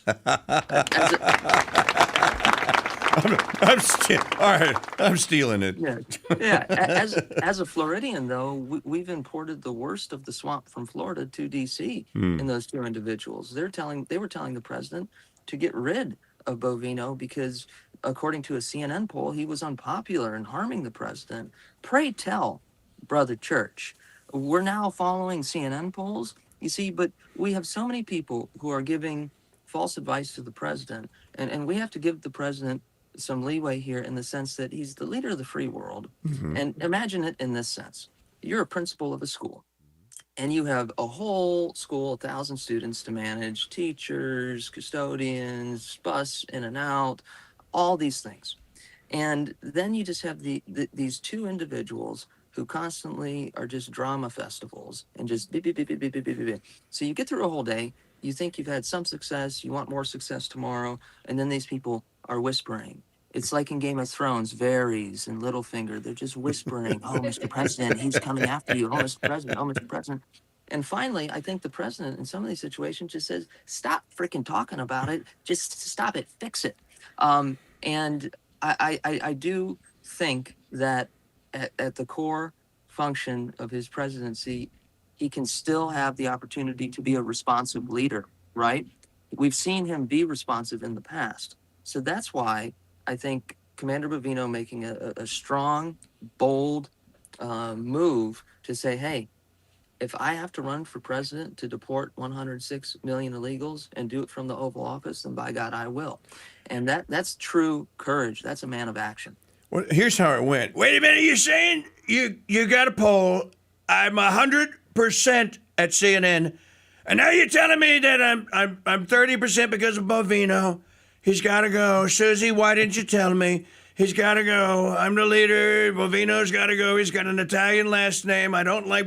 Riley Gaines comes in fifth. I won 87% of the counties. He has to go. You've got to. You hear this and you go, "That's Mike just doing an impersonation." Well, I'm pretty sure that's pretty accurate, actually. People are saying. They're saying, Mike. I heard that Mike Church. He told me Susie's bad. Susie's bad news. She's bad news. He told me to go to dueling Trumps. WilesFiles.com, TheWilesFiles.com, and I heard all about Susie. Look, we're. Can we just say that we both of us want Trump to succeed? Commander Bovino wants Trump. I don't want Trump to fail. People go, "Why did you bail on the MAG?" I'm like, this is a Ronald Reagan moment, bro. I didn't leave him. He left me. Right. All right. There's Ronald Reagan said the Democrat Party. I didn't leave the Democrat Party. The Democrat Party left me, and that's why. It's the same way. I didn't leave Trump. I didn't leave MAGA. Huh? MAGA left me. Right. We were given core promises, and there was so much hope for righteous retribution on the bad faith actors with this term that started after the 2024 election. However, you have people like Susie Wiles, James Blair, La Savita, and these other corrupticons who are more worried about lining their pockets and bullying campaigns into hiring their political consulting firms and lining their pockets, eating crumpets, guzzling beef Wellington, guzzling champagne. I mean, this is, and the disconnect, you've seen it, I've seen it, I've heard you talk about it on the show over the past couple of months, where what kind of world do they think we're living in when it is private jet flying, limousine riding, wheel and deal and steal your girl? I mean, Ric Flair, I'm sorry, I would have done a lot better if I had some prep. But this is just, it's in our face. And this, I don't want to be too over the top here, but, with people in the faith, and especially my upbringing in the Catholic Church, it was always made very clear to me that these evildoers and these people who seem to be under the spell of some really bad forces, they always show you who they are. Yep. It's about whether we see, whether we listen, and whether we speak out. So that's where we are, America. The president needs our help. Commander Bovino needs our help to help get the president to a place where he's not mired by these bad faith actors, Wiles, Blair, Savita. Can you tell me, Jacob Engels, where does the 106 million number come from? So, over the years, you look at groups like Numbers USA. I remember writing an article in high school and college, and it's a very interesting situation here. You'll have some groups way back then in 2009 when I started first year of college, they said, oh, it's 60 to 80. And then it's Reagan let in 20 to 40. And then we have all of these different estimations over the years. So I was able to speak with the commander last night and ask him that question, because it's a great question. And he said, when you're able to look at very basic numbers from the sense of the strain on the system, the border crossings, and what he's seen on the ground over 30 years in Border Patrol, and able to mold that with reports from these nonprofits or think tanks, and try and arrive at a baseline, median or just number that you can sit on. And I would argue, and he would argue, that it's even more than that. So that could be a low estimate. And people need to understand that this isn't like there's 106 million people that have come in all at once. This has been a trickle and drip going back to the Reagan era. Nobody's perfect, but we have to do something. There's a great quote. I'm going to butcher it, but I'll actually fix it a little bit. It's from Hemingway. At first it started slow, and then it happened all at once. We're Yes. at the all at once point, Right. where it's been the trickle and drip, drip, drip, drip, drip, drip, drip, drip, and now, boom, all at once, we're seeing the immediate, overwhelming effect in our communities because it is an issue that's been allowed to metastasize like a cancer. So here's some proof for that. When ICE came here, Bovino didn't come, but they sent ICE here, and they did raids in New Orleans. One of the first guys that they captured, this dude had a court date in 1993, and it for child molestation, child abuse. And he had been here. He lived in Kenner, Louisiana, Kennebra, as we say here in New Orleans, Kennebra. He lived in Kennebra, a free man, raised a family, had a couple of kids, had grandchildren. When I showed up at his house, going like, this you? And they had like the arrest warrant from the bench warrant that had been sent out for him in 1993. So a stolen identity of whatever kind. But he was paying the taxes. He was a pederast. No, Mike. At least he was paying taxes. 'Cause Yes. That's one of the arguments that people will make. Is they'll say, oh, well, they're contributing members of society. Oh, there's a little kitty diddling, or there's a little this, but they're paying taxes. 1993, brah. 1993. And how many untold crimes were committed in that time period? Who knows? Because again, who knows? And you know what that means? That means that's enough for me to say, wrong, go. And the core message here is if one American citizen is molested, is stolen from, is killed by a drunk driving accident, is ravaged in certain ways, is harmed, assaulted, aggrieved by one illegal immigrant, it is one American too many, and that's the basic message here. You don't come into a country and your first act is committing a crime. If I want to go move to Germany, number one, I'm going to do it legally. Number two, I'm going to spend time observing and learning about the culture and the language. And number three, when I get there, I'm going to be a student, okay? Because I'm going to a host country that I would like to live in. Just like when you go to somebody's house and they have rules like we don't wear shoes here, we have a swear jar, we don't like to do this, that, or the other. You don't just bust up into the house and say, screw it. My muddy boots are all over the place and F this, F that, and I'm gonna just break all your rules. And then when you say, hey man, that's not how it works here, how dare you attack me? See, the reverse victimization here is a disease mentally, and I wish somebody would diagnose it. But America, we have walked off the cliff. We are currently falling into Dante's pit of hell. And so are we going to pull the ripcord and hopefully be able to get out of here? Or are we just going to say, well, as long as my 401k is okay, as long as the Dow's up, as long as I'm sitting pretty and I've got my piece of the pie, to hell with the rest of you. That's not what is going to save this country. And fundamentally, as a Catholic, and my faith commands me and demands that I do something. And you don't have to do what we're doing right here for everyone who's listening and watching, but do something. Do something, please. So go to bovino2028.com and you find out all about the commander, bovino2028.com. It's an interesting campaign, and if you look at some of what is said, that what the Commander Bovino stands for, it's I think the fishback is starting to rub off on people because it's very fishbackian. There's a verb for you. It's very fishbackian. Fishbackian. Look, being a nearly lifelong Floridian, with a couple years up in the great state of Michigan, I can tell you I've never seen a candidate aside from the people's governor Charlie Crist way back when, who has had that retail politicking ability, who's had the ability to draw crowds like that, who's been quick on their feet. Now, people might say, "Oh, Fishback is too on the nose with things." Fishback is an individual who's being too brash, too bold, too brazen. But America, again, we've walked off the cliff.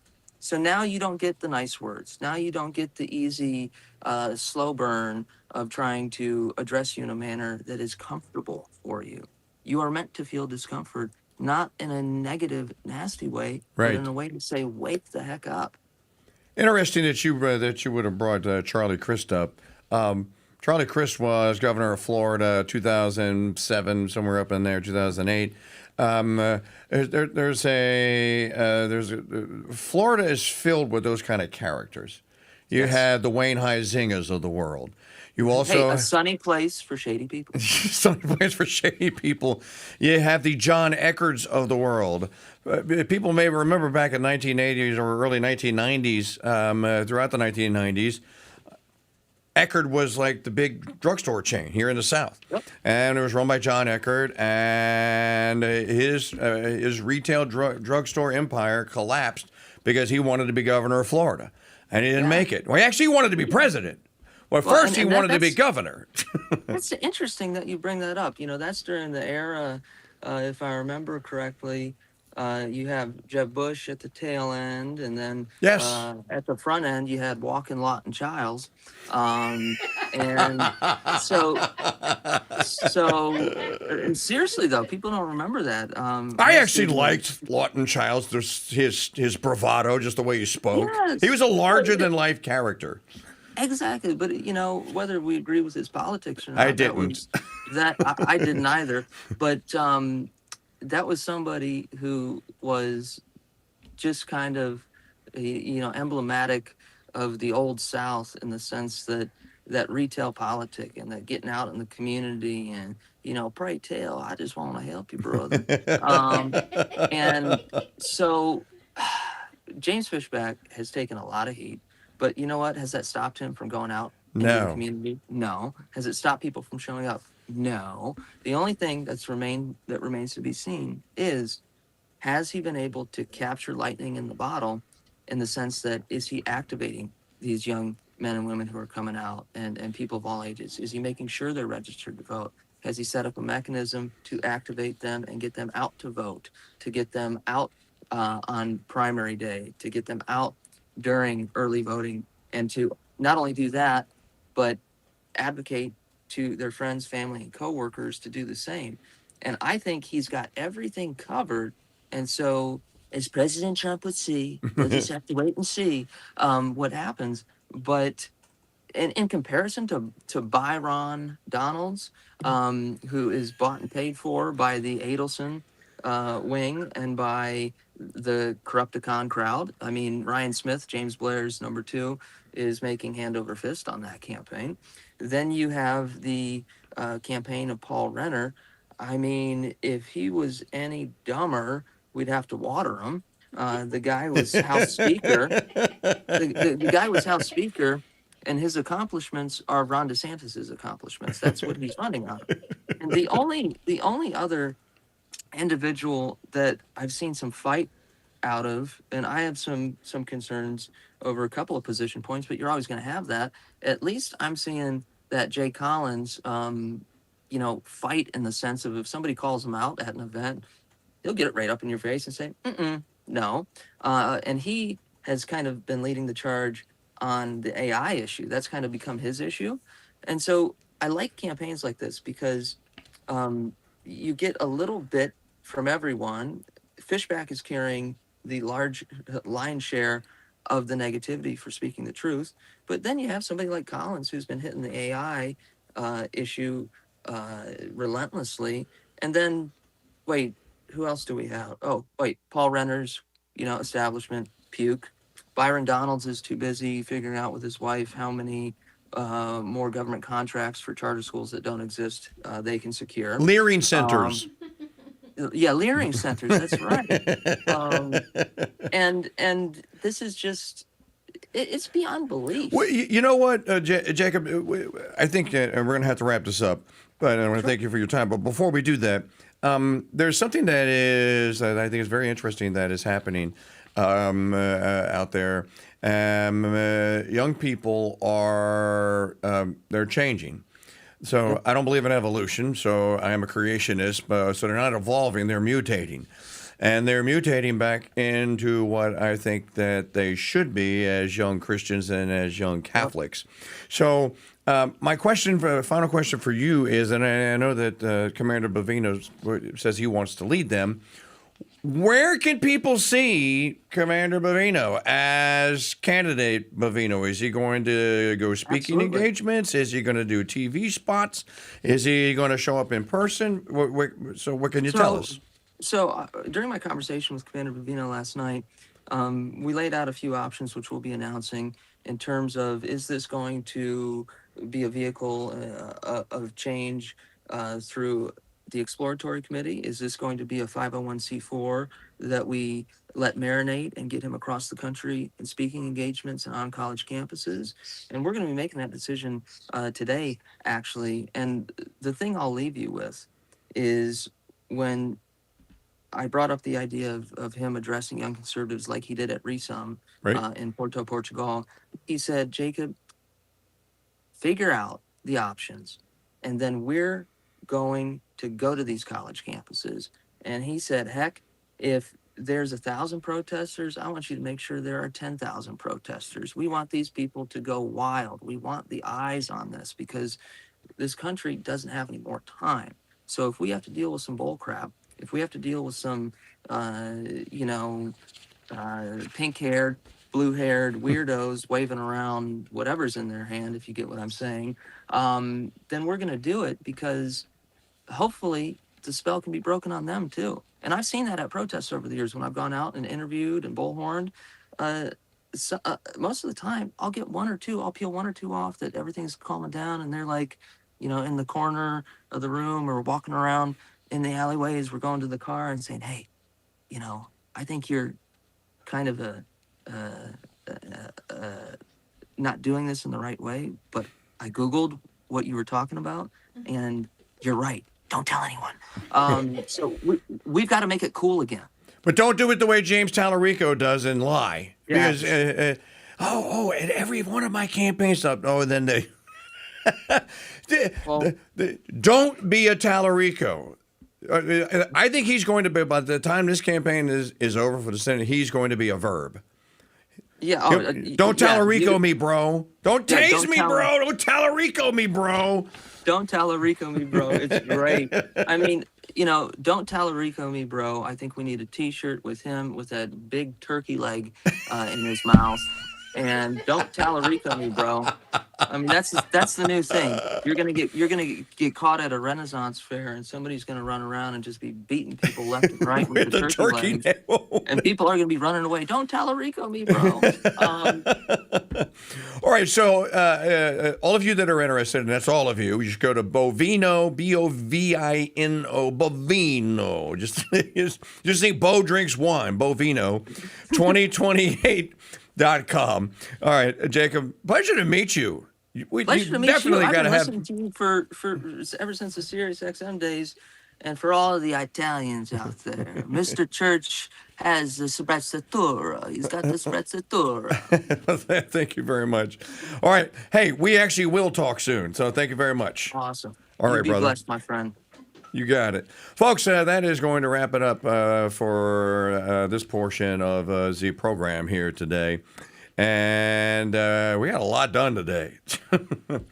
Brother Andre was great for an hour. Didn't see the Jacob come in until late last night. Actually, Magdalene was calling me furiously. And I'm like, usually I'm in bed at this time. The only reason I'm up is because I was hanging out with my boy on Speakeasy Secession for an hour. Interviews coming out next week, and he and I talked secession for an hour and 20 minutes. We didn't just talk secession. We talked a whole bunch of stuff. So it's a great day. I want to thank all of you for listening. You have a choice on what to listen to. You have a choice on what to watch. But really, seriously, I like what I'm reading on the Bovino's website. I don't know Commander Bovino. We have played his sound bites over the last couple of years here.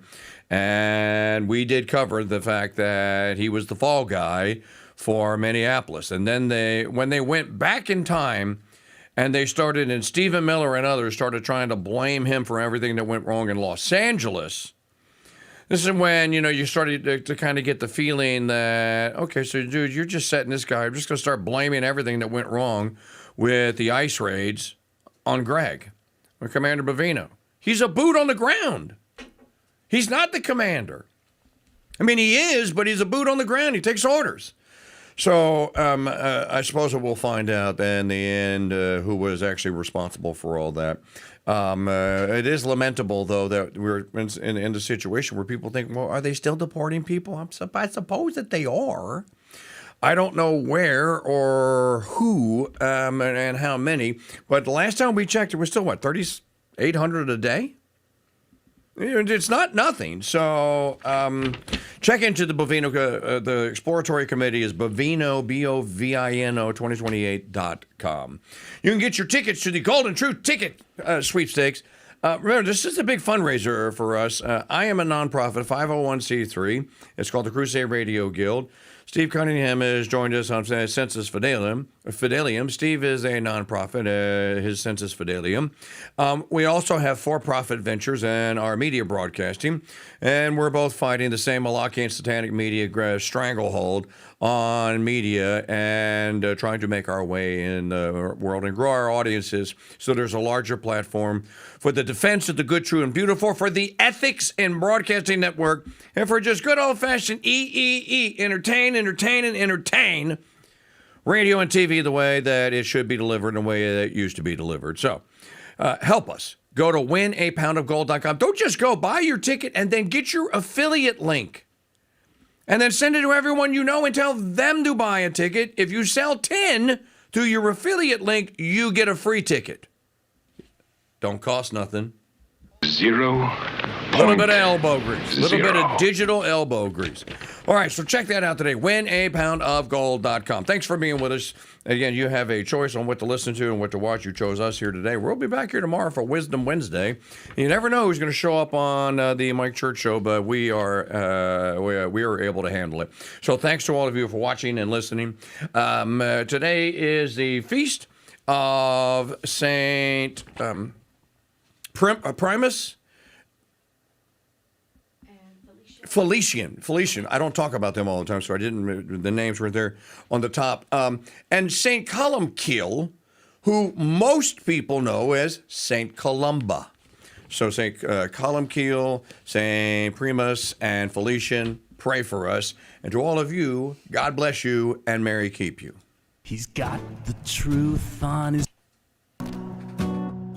The liberals can run, but they'll never hide. He's a friend of Mr. Madison as he fights all leftisms.